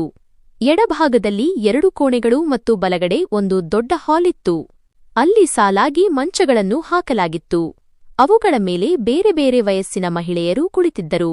ಕೆಲವರು ಮಾತನಾಡುತ್ತಿದ್ದರು, ಕೆಲವರು ಸುಮ್ಮನಿದ್ದರು, ಇನ್ನು ಕೆಲವರು ಶೂನ್ಯಕ್ಕೆ ಕಣ್ಣು ನೆಟ್ಟು ಕುಳಿತಿದ್ದರು. ಒಂದು ಮಂಚ ಖಾಲಿ ಇತ್ತು. ಅಲ್ಲಿ ಅಮ್ಮನನ್ನು ಕೂರಿಸಲಾಯಿತು. ಅಮ್ಮ ಅಕ್ಕಪಕ್ಕ ನೋಡಿದರು. ನಂತರ ನನ್ನ ಕಡೆ ನೋಡಿದರು. ನಾನು ಅವರ ಕೈ ಹಿಡಿದುಕೊಂಡೆ. ಇಲ್ಲಿ ಎಲ್ಲರೂ ಅಮ್ಮಂದಿರೇ. ಯಾರೋ ಮಗ ಇಲ್ಲದವರು, ಇನ್ಯಾರೋ ಮಗನಿಂದ ದೂರವಾದವರು. ಆದರೆ ನಾನು ದಿನಾ ಬರುತ್ತೇನೆ, ನಿಮ್ಮ ಜೊತೆ ಸಮಯ ಕಳೆಯುತ್ತೇನೆ. ಅಮ್ಮ ತಲೆ ಆಡಿಸಿ ಅಷ್ಟೇ ಸಾಕು ಮಗಳೇ ಎಂದರು. ಆ ವೃದ್ಧಾಶ್ರಮದ ಮುಖ್ಯಸ್ಥ ಶಾಂತಿ ಲಾಲ್ ಅವರು ದಾಖಲಾತಿ ಪ್ರಕ್ರಿಯೆ ಪೂರೈಸಿದರು. ಇಲ್ಲಿ ಎಲ್ಲರನ್ನೂ ತಾಯಿಯಂತೆ ನೋಡಿಕೊಳ್ಳಲಾಗುತ್ತದೆ. ಸಮಯಕ್ಕೆ ಸರಿಯಾಗಿ ಊಟ, ಔಷಧಿ ಸಿಗುತ್ತದೆ ಮತ್ತು ಯಾರಿಗಾದರೂ ಆರೋಗ್ಯ ಹದಗೆಟ್ಟರೆ ಆಸ್ಪತ್ರೆಯ ವ್ಯವಸ್ಥೆಯೂ ಇದೆ ಎಂದು ಅವರು ಹೇಳಿದರು. ನಾನು ಅಮ್ಮನಿಗಾಗಿ ತಂದಿದ್ದ ಶಾಲನ್ನು ತೆಗೆದು ಅವರ ಹೆಗಲ ಮೇಲೆ ಹೊದಿಸಿದೆ. ಅವರ ಕೂದಲು ಸರಿಮಾಡಿ, ಈಗ ನೀವು ನೆಮ್ಮದಿಯಿಂದ ಇರುತ್ತೀರಿ ಎಂದು ಮೆಲ್ಲಗೆ ಹೇಳಿದೆ. ಮೊದಲ ದಿನ ನಾನು ಅಲ್ಲಿ ತುಂಬಾ ಹೊತ್ತು ಕುಳಿತಿದ್ದೆ. ಅಮ್ಮನ ಜೊತೆ ಮಾತನಾಡುತ್ತಲೇ ಇದ್ದೆ. ಪಕ್ಕದ ಮಂಚದಲ್ಲಿದ್ದ ವೃದ್ಧೆಯೊಬ್ಬರು ಸ್ವಲ್ಪ ಸಮಯದ ನಂತರ ನನ್ನನ್ನು ಕೇಳಿದರು, ಮಗಳೇ, ನೀನು ಎಲ್ಲಿಂದ ಬಂದಿದ್ದೀಯಾ? ನಿನ್ನ ಅಮ್ಮನನ್ನು ಬಿಟ್ಟು ಹೋಗಲು ಬಂದಿದ್ದೀಯಾ ಅಥವಾ ಕರೆದುಕೊಂಡು ಹೋಗಲು ಬಂದಿದ್ದೀಯಾ? ನಾನು ಮೃದುವಾಗಿ ಉತ್ತರಿಸಿದೆ, ನಾನು ಅಮ್ಮನ ಜೊತೆ ಬಂದಿದ್ದೇನೆ. ಇವರು ಇಲ್ಲಿ ಅತಿಥಿ. ಅವರು ನಕ್ಕು, ಈ ಅತಿಥಿಗಳ ಆತಿಥ್ಯ ಬಹಳ ದೀರ್ಘವಾಗುತ್ತದೆ ಎಂದರು. 2ನೇ ದಿನವೂ ನಾನು ಅಲ್ಲಿಗೆ ಹೋದೆ. ನನ್ನನ್ನು ನೋಡಿ ಅಮ್ಮ ನಗುತ್ತಿದ್ದರು. ಅವರು ಮೊದಲಿಗಿಂತ ಉತ್ತಮವಾಗಿ ಕಾಣುತ್ತಿದ್ದರು. ನಾನು ಅವರ ತಲೆ ಬಾಚಿದೆ, ಕೈಗಳಿಗೆ ಎಣ್ಣೆ ಹಚ್ಚಿದೆ ಮತ್ತು ಅವರ ಜೊತೆ ಕುಳಿತಿದ್ದೆ. ಒಂದು ದಿನ ವೃದ್ಧಾಶ್ರಮದ ಮೇಲ್ವಿಚಾರಕಿ ನನ್ನನ್ನು ಪಕ್ಕಕ್ಕೆ ಕರೆದು ಹೇಳಿದರು, ಮೇಡಂ, ನೀವು ದಿನಾ ಬರುತ್ತೀರಿ. ಉಳಿದ ಮಕ್ಕಳು ಒಮ್ಮೆ ಬಿಟ್ಟು ಹೋದರೆ ವರ್ಷಗಟ್ಟಲೆ ಬರುವುದಿಲ್ಲ. ನೀವು ನಮಗೆ ಆಶ್ಚರ್ಯ ಉಂಟು ಮಾಡಿದ್ದೀರಿ. ನಾನು ಹೇಳಿದೆ, ಇವರು ನನ್ನ ತಾಯಿ. ನಾನು ಇವರ ಬೆರಳು ಹಿಡಿದು ನಡೆಯಲು ಕಲಿತಿದ್ದೇನೆ. ಈಗ ಇವರ ಆಸರೆಯಾಗುವುದು ನನ್ನ ಕರ್ತವ್ಯ. ಕೆಲವೇ ದಿನಗಳಲ್ಲಿ ಅಲ್ಲಿನ ಇತರ ಅಮ್ಮಂದಿರು ಕೂಡ ನನ್ನೊಂದಿಗೆ ಬೆರೆತು ಹೋದರು. ಯಾರೋ ತಮ್ಮ ಔಷಧಿಗಳನ್ನು ನನ್ನ ಕೈಗಿಡುತ್ತಿದ್ದರು, ಯಾರೋ ಮಗಳೇ, ಇಂದು ತಲೆನೋವಿದೆ, ಸ್ವಲ್ಪ ಎಣ್ಣೆ ಹಚ್ಚಿಕೊಡು ಎನ್ನುತ್ತಿದ್ದರು. ನಾನು ಎಲ್ಲರನ್ನೂ ಗಮನಿಸುತ್ತಿದ್ದೆ. ಅಮ್ಮನ ಜೊತೆಯೂ ಸಮಯ ಕಳೆಯುತ್ತಿದ್ದೆ. ಅಮ್ಮನ ವರ್ತನೆ ಬದಲಾಗತೊಡಗಿತ್ತು. ಅವರು ಅಲ್ಲಿನ ಮಹಿಳೆಯರೊಂದಿಗೆ ಮಾತನಾಡುತ್ತಿದ್ದರು, ಪ್ರಾರ್ಥನೆ ಮಾಡುತ್ತಿದ್ದರು ಮತ್ತು ಆಗಾಗ ನನ್ನ ಬಳಿ ಪ್ರೀತಿಯಿಂದ, ಇವರೆಲ್ಲರೂ ನನ್ನಂತೆಯೇ ತಾಯಂದಿರು, ಇವರನ್ನು ಚೆನ್ನಾಗಿ ನೋಡಿಕೋ ಎನ್ನುತ್ತಿದ್ದರು. ನಾನು ಒಂದು ಹೊಲಿಗೆ ಯಂತ್ರ ತರಿಸಿ ವೃದ್ಧಾಶ್ರಮದ ಮೇಲ್ಛಾವಣಿಯ ಕೋಣೆಯಲ್ಲಿ ಇರಿಸಿದೆ. ಅಲ್ಲಿ ಕುಳಿತು ಹೊಲಿಗೆ ಕೆಲಸ ಮಾಡುತ್ತಿದ್ದೆ. ಕೆಲವು ಮಹಿಳೆಯರಿಗೂ ಕಲಿಸಲು ಶುರುಮಾಡಿದೆ. ಅವರಿಗಾಗಿ ಬಟ್ಟೆ ಹೊಲಿಯಲು ಆರಂಭಿಸಿದೆ. ಅದನ್ನು ಹೊರಗೆ ಮಾರಿ ಸ್ವಲ್ಪ ಆದಾಯವೂ ಬರತೊಡಗಿತು. ವಿಕಾಸ್ ಇದರ ಬಗ್ಗೆ ಎಂದೂ ಕೇಳಲಿಲ್ಲ. ನಮ್ಮ ಮನೆಯ ಸಂಬಂಧ ಒಂದು ಮೂಕ ಒಪ್ಪಂದದಂತಿತ್ತು. ಅದರಲ್ಲಿ ಭಾವನೆಗಳಿರಲಿಲ್ಲ, ಕೇವಲ ಸಮಯ ಕಳೆಯುತ್ತಿತ್ತು. ಈಗ ಆ ವೃದ್ಧಾಶ್ರಮ ನನ್ನ ದಿನದ ಒಂದು ಭಾಗವಾಗಿತ್ತು. ಅಲ್ಲಿ ನಾನು ನಿರಾಳವಾಗಿ ಉಸಿರಾಡುತ್ತಿದ್ದೆ. ಎಲ್ಲವನ್ನೂ ಕಳೆದುಕೊಂಡರೂ ಸೋಲೊಪ್ಪದ ಮಹಿಳೆಯರು ಅಲ್ಲಿ ನನ್ನ ಸುತ್ತಲೂ ಇದ್ದರು. ಒಂದು ದಿನ ಅಮ್ಮ ನನ್ನ ಬಳಿ ಹೇಳಿದರು, ಮಗಳೇ, ಇಲ್ಲಿ ನನ್ನಂತಹ ಎಷ್ಟೋ ತಾಯಂದಿರಿದ್ದಾರೆ. ಆದರೆ ಎಲ್ಲರಿಗೂ ಅಂಜಲಿ ಸಿಗಲಿಲ್ಲ. ದೇವರು ನಿನ್ನನ್ನು ಚೆನ್ನಾಗಿಟ್ಟಿರಲಿ. ನೀನು ಕೇವಲ ಒಬ್ಬ ತಾಯಿಯಲ್ಲ, ಹಲವು ತಾಯಂದಿರ ಆಸರೆಯಾಗಿದ್ದೀಯಾ. ನಾನು ಅವರ ಹಣೆಗೆ ಮುತ್ತಿಟ್ಟು ಯಾರಿಗೂ ಹೊರೆಯಾಗದೆ ಯಾರಿಗಾದರೂ ಆಸರೆಯಾಗುವ ಅವಕಾಶ ನೀಡಿದ್ದಕ್ಕಾಗಿ ದೇವರನ್ನು ಮನಸ್ಸಿನಲ್ಲೇ ಧನ್ಯವಾದಿಸಿದೆ. ಅಮ್ಮ ವೃದ್ಧಾಶ್ರಮಕ್ಕೆ ಬಂದು ಕೆಲವು ತಿಂಗಳುಗಳಾಗಿದ್ದವು. ನಾನು ದಿನ ಹೋಗುತ್ತಿದ್ದೆ, ಒಮ್ಮೆ ಮಧ್ಯಾಹ್ನ, ಒಮ್ಮೆ ಸಂಜೆ. ಆರಂಭದಲ್ಲಿ ಅಮ್ಮನ ಆರೋಗ್ಯ ಚೆನ್ನಾಗಿತ್ತು. ಆದರೆ ಕಳೆದ ಕೆಲವು ದಿನಗಳಿಂದ ಅವರ ಮುಖದ ಕಳೆಗುಂದಿತ್ತು. ಅವರು ಊಟ ಕಡಿಮೆ ಮಾಡಿದ್ದರೂ ಮಾತೂ ಕಡಿಮೆಯಾಗಿತ್ತು. ಒಂದು ದಿನ ನಾನು ಹೋದಾಗ ಅಮ್ಮ ಮಂಚದ ಮೇಲೆ ಮಲಗಿದ್ದರು. ಸೆಕೆಯಿದ್ದರೂ ಹೊದಿಕೆ ಎದೆಯವರೆಗೆ ಹೊದ್ದುಕೊಂಡಿದ್ದರು. ನಾನು ಅವರ ಹಣೆಯ ಮೇಲೆ ಕೈಯಿಟ್ಟೆ. ಮೈ ಬಿಸಿಯಾಗಿತ್ತು. ಅಮ್ಮ ಆರೋಗ್ಯ ಹೇಗಿದೆ ಎಂದು ಕೇಳಿದೆ. ಅವರು ಮೆಲ್ಲಗೆ ಕಣ್ತೆರೆದು, ಸ್ವಲ್ಪ ಜ್ವರವಷ್ಟೇ, ನಿನ್ನೆಯಿಂದ ಸುಸ್ತಾಗುತ್ತಿದೆ ಎಂದರು. ನಾನು ತಕ್ಷಣ ಸುಲೇಖಾ ಅವರನ್ನು ಕರೆದೆ. ಅವರು ಬಂದು ಅಮ್ಮನನ್ನು ಪರೀಕ್ಷಿಸಿ ನಾಳೆ ಆಸ್ಪತ್ರೆಗೆ ಕರೆದುಕೊಂಡು ಹೋಗಿ ತಪಾಸಣೆ ಮಾಡಿಸೋಣ. ವಯಸ್ಸಾಗಿದೆ, ಎಚ್ಚರಿಕೆಯಿಂದ ಇರುವುದು ಒಳ್ಳೆಯದು ಎಂದರು. ಮರುದಿನ ನಾನೇ ಅಮ್ಮನನ್ನು ಆಸ್ಪತ್ರೆಗೆ ಕರೆದೊಯ್ದೆ. ರಕ್ತ ಪರೀಕ್ಷೆ, ಶುಗರ್, ಬಿಪಿ ಎಲ್ಲವನ್ನೂ ಪರಿಶೀಲಿಸಲಾಯಿತು. ಅಮ್ಮನಿಗೆ ಅಶಕ್ತತೆ ಹೆಚ್ಚಾಗಿದೆ, ಪೋಷಣೆ ಮತ್ತು ವಿಶ್ರಾಂತಿ ತುಂಬಾ ಅಗತ್ಯ ಎಂದು ವೈದ್ಯರು ಹೇಳಿದರು. ಔಷಧಿಗಳನ್ನು ಮತ್ತು ಕೆಲವು ಸಲಹೆಗಳನ್ನು ನೀಡಿದರು. ಮನೆಗೆ ಬಂದು ನಾನು ವಿಕಾಸ್ಗೆ ಅಮ್ಮನ ಆರೋಗ್ಯ ಸರಿಯಿಲ್ಲ, ನಾನು ಕೆಲವು ದಿನ ವೃದ್ಧಾಶ್ರಮದಲ್ಲಿ ಹೆಚ್ಚು ಸಮಯ ಕಳೆಯುತ್ತೇನೆ ಎಂದು ಹೇಳಿದೆ. ವಿಕಾಸ್ ಸಂಕ್ಷಿಪ್ತವಾಗಿ ನಿನ್ನ ಇಷ್ಟ ಎಂದರು. ಮರುದಿನ ಮಧ್ಯಾಹ್ನ ನಾನು ಹೋದಾಗ ಅಮ್ಮ ಮಂಚದ ಮೇಲೆ ಮಲಗಿದ್ದರು. ಕೈಯಲ್ಲಿ ಯಾವುದೋ ಫೋಟೋ ಇತ್ತು. ಕಣ್ಣು ಮುಚ್ಚಿದ್ದವು, ಆದರೆ ತುಟಿಗಳು ಅಲುಗಾಡುತ್ತಿದ್ದವು. ನಾನು ಮೆಲ್ಲಗೆ ಅಮ್ಮ ಎಂದು ಕರೆದೆ. ಅವರು ಕಣ್ತೆರೆದು ಬಂದ್ಯಾ ನನ್ನ ಮಗಳೇ ಎಂದು ಸಣ್ಣ ದನಿಯಲ್ಲಿ ಹೇಳಿದರು. ನಾನು ಅವರ ಕೈ ಹಿಡಿದು ಆರೋಗ್ಯ ಹೇಗಿದೆ ಎಂದು ಕೇಳಿದೆ. ಅವರು ಇಂದು ಯಾಕೋ ಸರಿ ಎನಿಸುತ್ತಿಲ್ಲ, ಬಹುಶಃ ಹೋಗುವ ಸಮಯ ಬಂದಿದೆ ಎಂದರು. ನಾನು ತಕ್ಷಣ ಅವರನ್ನು ತಡೆದು, ಅಂತಹ ಮಾತುಗಳನ್ನು ಆಡಬೇಡಿ, ನೀವು ಹುಷಾರಾಗುತ್ತೀರಿ, ನಾನು ನಿಮ್ಮ ಔಷಧಿ ತರುತ್ತೇನೆ ಎಂದೆ. ಅವರು ನನ್ನ ಕೈ ಹಿಡಿದು ಹೇಳಿದರು, ಮಗಳೇ, ದೇವರು ನಿಗದಿಪಡಿಸಿದ ಸಮಯವನ್ನು ಯಾರೂ ಬದಲಿಸಲಾಗುವುದಿಲ್ಲ. ಆದರೆ ನನಗೆ ತೃಪ್ತಿಯಿದೆ, ಗಂಡು ಮಕ್ಕಳು ಮಾಡಲಾಗದ ಕೆಲಸವನ್ನು ನನ್ನ ಮಗಳು ಮಾಡಿದ್ದಾಳೆ. ನಾನು ಅವರ ತಲೆಯ ಬಳಿ ಕುಳಿತು ತಲೆ ಸವರುತ್ತಾ, ಅಮ್ಮ, ಕೆಲವೇ ದಿನಗಳ ಮಾತು, ನೀವು ಮತ್ತೆ ಹುಷಾರಾಗುತ್ತೀರಿ, ನಾವಿಬ್ಬರೂ ಬಜಾರ್ಗೆ ಹೋಗೋಣ, ನಿಮಗೆ ಹೊಸ ಶಾಲು ಕೊಡಿಸುತ್ತೇನೆ ಎಂದೆ. ಅಮ್ಮ ಸ್ವಲ್ಪ ನಕ್ಕರು, ಆದರೆ ಆ ನಗು ಅಶಕ್ತವಾಗಿತ್ತು. ಅವರ ಕಣ್ಣಲ್ಲಿ ನೀರು ತುಂಬಿತ್ತು. ಶಾಲು ಆಮೇಲೆ ತಗೋಳುವಂತೆ, ಈಗ ನಿನಗೆ ಆಶೀರ್ವಾದ ಮಾಡುತ್ತಿದ್ದೇನೆ, ನೀನು ಯಾವಾಗಲೂ ಸುರಕ್ಷಿತವಾಗಿರು ಎಂದರು. ಅಂದು ರಾತ್ರಿ ಮನೆಗೆ ಹೋದಾಗ ಮನಸ್ಸಿನಲ್ಲಿ ವಿಚಿತ್ರವಾದ ಚಡಪಡಿಕೆ ಇತ್ತು. ವಿಕಾಸ್ ಜೊತೆ ಸ್ವಲ್ಪ ಮಾತನಾಡಿದೆ. ನಂತರ ನೇರವಾಗಿ ಹಾಸಿಗೆಗೆ ಹೋದೆ, ಆದರೆ ನಿದ್ದೆ ಬರುತ್ತಿರಲಿಲ್ಲ. ಬೆಳಗಿನ ಜಾವ ಫೋನ್ ರಿಂಗಣಿಸಿತು. ಮಿಸ್ಟರ್ ಡಿಕೆ ಅವರ ಕರೆ. ನಾನು ತಕ್ಷಣ ಫೋನ್ ತೆಗೆದೆ. ಅಂಜಲಿ ಅವರೇ. ಅವರ ಧ್ವನಿ ಶಾಂತವಾಗಿತ್ತು. ನಂತರ ಮೆಲ್ಲಗೆ ಹೇಳಿದರು, ಅಂಜಲಿ ಮಗಳೇ, ಅಮ್ಮ ಇನ್ನೂ ನಮ್ಮ ಜೊತೆ ಇಲ್ಲ. ರಾತ್ರಿ ಅವರ ಆರೋಗ್ಯ ಹದಗೆಟ್ಟು ಅವರು ನಮ್ಮನ್ನು ಅಗಲಿದರು. ನನ್ನ ಕೈಯಿಂದ ಫೋನ್ ಕೆಳಗೆ ಬೀಳುತ್ತಿತ್ತು. ಹೇಗೋ ಹಿಡಿದುಕೊಂಡೆ. ನಾನು ಸ್ವಲ್ಪ ಹೊತ್ತು ಸ್ತಬ್ಧವಾಗಿ ಕುಳಿತಿದ್ದೆ. ನಂತರ ಬೇಗನೆ ಬಟ್ಟೆ ಬದಲಾಯಿಸಿ ಆಟೋ ಹಿಡಿದು ವೃದ್ಧಾಶ್ರಮಕ್ಕೆ ಹೋದೆ. ಅಮ್ಮನ ಮಂಚದ ಮೇಲೆ ಈಗ ಬಿಳಿ ಬಟ್ಟೆ ಹೊದಿಸಲಾಗಿತ್ತು. ಅವರ ಮುಖದಲ್ಲಿ ಶಾಂತಿಯಿತ್ತು. ಯಾರೋ ತುಂಬಾ ಸುಸ್ತಾಗಿ ಗಾಢನಿದ್ದೆಗೆ ಜಾರಿದಂತೆ ಕಾಣುತ್ತಿದ್ದರು. ನಾನು ಅವರ ಹತ್ತಿರ ಹೋಗಿ ಅವರ ಕೈ ಹಿಡಿದೆ. ಅದು ಈಗ ತಣ್ಣಗಾಗಿತ್ತು. ನನ್ನ ಕಣ್ಣಿಂದ ನೀರು ಹರಿಯುತ್ತಿತ್ತು. ಆದರೆ ನನ್ನ ಧ್ವನಿ ಹೊರಡುತ್ತಿರಲಿಲ್ಲ. ಮಿಸ್ಟರ್ ಡಿಕೆ ಬಂದು ನನ್ನ ಭುಜದ ಮೇಲೆ ಕೈ ಇಟ್ಟು, ಅಂಜಲಿ, ಅಮ್ಮ ತುಂಬಾ ಶಾಂತಿಯಿಂದ ಹೋದರು. ಅವರು ಕೊನೆಯ ಕ್ಷಣದವರೆಗೂ ನಿನ್ನ ಹೆಸರನ್ನೇ ಹೇಳುತ್ತಿದ್ದರು. ಅವರ ಕೊನೆಯ ಪ್ರಾರ್ಥನೆ ನಿನಗಾಗಿಯೇ ಆಗಿತ್ತು ಎಂದರು. ವೃದ್ಧಾಶ್ರಮದ ಇತರ ಮಹಿಳೆಯರು ಅಲ್ಲಿಗೆ ಬಂದರು. ಕೆಲವರು ನನ್ನ ಕೈ ಹಿಡಿದರು, ಕೆಲವರು ಪ್ರಾರ್ಥಿಸಿದರು. ಇನ್ನು ಕೆಲವರು, ಮಗಳೇ, ತಾಯಿಯ ಸೇವೆಯನ್ನು ಹೀಗೆ ಮಾಡುವುದನ್ನು ನಾವು ಎಂದೂ ನೋಡಿಲ್ಲ ಎಂದರು. ನಾನು ಸುಮ್ಮನೆ ಇದ್ದೆ. ಆ ಕ್ಷಣದಲ್ಲಿ ಮಾತುಗಳಿಗೆ ಅರ್ಥವಿರಲಿಲ್ಲ. ಅಮ್ಮ ಹೋಗಿದ್ದರು, ಆದರೆ ಅವರ ಸ್ಪರ್ಶ ನನ್ನ ಕೈಗಳಲ್ಲಿ ಉಳಿದಿತ್ತು. ವೃದ್ಧಾಶ್ರಮದವರೇ ಅಂತಿಮ ಸಂಸ್ಕಾರದ ಏರ್ಪಾಟು ಮಾಡಿದರು. ನಾನು ಚಿತೆಯ ಬಳಿ ಕುಳಿತು ಮಣ್ಣನ್ನು ಮುಟ್ಟಿ ಮನಸಾರೆ ಪ್ರಾರ್ಥಿಸಿದೆ. ದೇವರೇ, ನನ್ನ ತಾಯಿಯ ಆತ್ಮಕ್ಕೆ ಸ್ವರ್ಗದಲ್ಲಿ ಸ್ಥಾನ ಕೊಡು. ಹಿಂತಿರುಗಿ ಮತ್ತೆ ವೃದ್ಧಾಶ್ರಮಕ್ಕೆ ಬಂದಾಗ ಅಲ್ಲಿನ ಮಹಿಳೆಯರು ನನ್ನನ್ನು ತಬ್ಬಿಕೊಂಡು ಅಳಲಾರಂಭಿಸಿದರು. ಒಬ್ಬ ಹಿರಿಯ ಮಹಿಳೆ ಹೇಳಿದರು, ಅಂಜಲಿ, ನಾವೆಲ್ಲರೂ ನಿನ್ನ ತಾಯಂದಿರೇ. ನೀನು ಕೇವಲ ನಿನ್ನ ತಾಯಿಯ ಸೇವೆ ಮಾಡಲಿಲ್ಲ, ನಮ್ಮೆಲ್ಲರಿಗೂ ಮಗಳ ಪ್ರೀತಿ ನೀಡಿದ್ದೀಯಾ. ನಾನು ಅವರೆಲ್ಲರನ್ನೂ ನೋಡಿ ಹೇಳಿದೆ, ಉಸಿರು ಇರುವವರೆಗೂ ನಾನು ಪ್ರತಿಯೊಬ್ಬ ತಾಯಿಯ ಮಗಳಾಗಿರುತ್ತೇನೆ. ಜೀವನದಲ್ಲಿ ಎಷ್ಟೋ ಸಂಬಂಧಗಳು ಅರ್ಧದಾರಿಯಲ್ಲೇ ಕಳಚಿ ಬೀಳುತ್ತವೆ. ಆದರೆ ತಾಯಿಯ ನೆರಳು ದೂರವಾದಾಗ ಮನುಷ್ಯ ಅಪೂರ್ಣನಾಗುತ್ತಾನೆ. ಅಮ್ಮ ಹೋದ ನಂತರ ಹಲವು ದಿನಗಳವರೆಗೆ ನಾನು ನನ್ನನ್ನು ವೃದ್ಧಾಶ್ರಮದ ಕೆಲಸಗಳಲ್ಲಿ ತೊಡಗಿಸಿಕೊಂಡೆ. ಪ್ರತಿದಿನ ಬೆಳಿಗ್ಗೆ ಅಲ್ಲಿಗೆ ಹೋಗಿ ಯಾರದ್ದೋ ಔಷಧದ ಚೀಟಿಯನ್ನು ನೋಡುವುದು, ಯಾರದ್ದೋ ಬಟ್ಟೆಗಳನ್ನು ಹೊಲಿಯುವುದು ಮತ್ತು ಸಂಜೆ ಅಲ್ಲಿಯೇ ಸ್ವಲ್ಪ ಸಮಯ ಕಳೆದು ಅಮ್ಮನ ಖಾಲಿ ಮಂಚವನ್ನು ನೋಡುತ್ತಾ ಇರುತ್ತಿದ್ದೆ. ಒಂದು ದಿನ ನಾನು ವೃದ್ಧಾಶ್ರಮಕ್ಕೆ ತಲುಪಿದಾಗ ಬಾಗಿಲಲ್ಲಿ ಒಬ್ಬ ಅಪರಿಚಿತ ಮಹಿಳೆ ನನಗಾಗಿ ಕಾಯುತ್ತಿದ್ದರು. ಅವರ ವಯಸ್ಸು ಮಧ್ಯಮವಾಗಿತ್ತು. ಬಟ್ಟೆಗಳು ಸರಳವಾಗಿದ್ದವು. ಕೈಯಲ್ಲಿ ಹಳೆಯ ಫೈಲ್ ಮತ್ತು ಕಣ್ಣುಗಳಲ್ಲಿ ಪರಿಚಯದ ಹೊಳಪಿತ್ತು. ಅವರು ನನ್ನನ್ನು ನೋಡಿ ಹೇಳಿದರು, ನೀನು ಅಂಜಲಿ ಅಲ್ವಾ, ದೇವಕಿಯ ಮಗಳು? ನಾನು ತಲೆದೂಗಿ ಹೌದು ಎಂದೆ. ಅವರು ನಗುತ್ತಾ ಫೈಲ್ ಅನ್ನು ಮುಂದೆ ಮಾಡಿ ಹೇಳಿದರು, ನಾನು ನಿನ್ನ ತಾಯಿಯ ಹಳೆಯ ಸ್ನೇಹಿತೆ.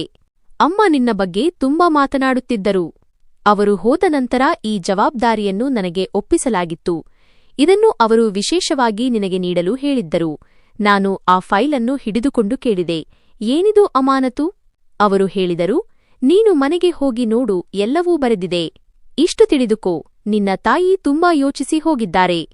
ಇಷ್ಟು ಹೇಳಿ ಅವರು ಹೊರಟು ಹೋದರು ಮತ್ತು ನಾನು ಅಲ್ಲೇ ನಿಂತುಬಿಟ್ಟೆ, ಕೈಯಲ್ಲಿ ಫೈಲ್ ಮತ್ತು ಮನಸ್ಸಿನಲ್ಲಿ ಪ್ರಶ್ನೆಗಳ ಗುಚ್ಛ. ಮನೆಗೆ ಬಂದು ನಾನು ಕೋಣೆಯನ್ನು ಮುಚ್ಚಿದೆ ಮತ್ತು ಫೈಲ್ ತೆರೆದೆ. ಅದರೊಳಗೆ ಒಂದು ರಿಜಿಸ್ಟ್ರಿಯ ಪ್ರತಿ, ಕೆಲವು ಪತ್ರಗಳು ಮತ್ತು ಒಂದು ಉಯಿಲು ವಿಲ್ ಇತ್ತು. ಮೊದಲು ನಾನು ರಿಜಿಸ್ಟ್ರಿಯನ್ನು ನೋಡಿದೆ. ಅದು ಅಜ್ಜನಹಳ್ಳಿಯ ಸುಮಾರು 12 ಎಕರೆ ಕೃಷಿ ಭೂಮಿಯಾಗಿತ್ತು. ಅದು ಅಮ್ಮನ ಹೆಸರಿನಲ್ಲಿತ್ತು. ನಂತರ ನಾನು ಉಯಿಲನ್ನು ಓದಿದೆ.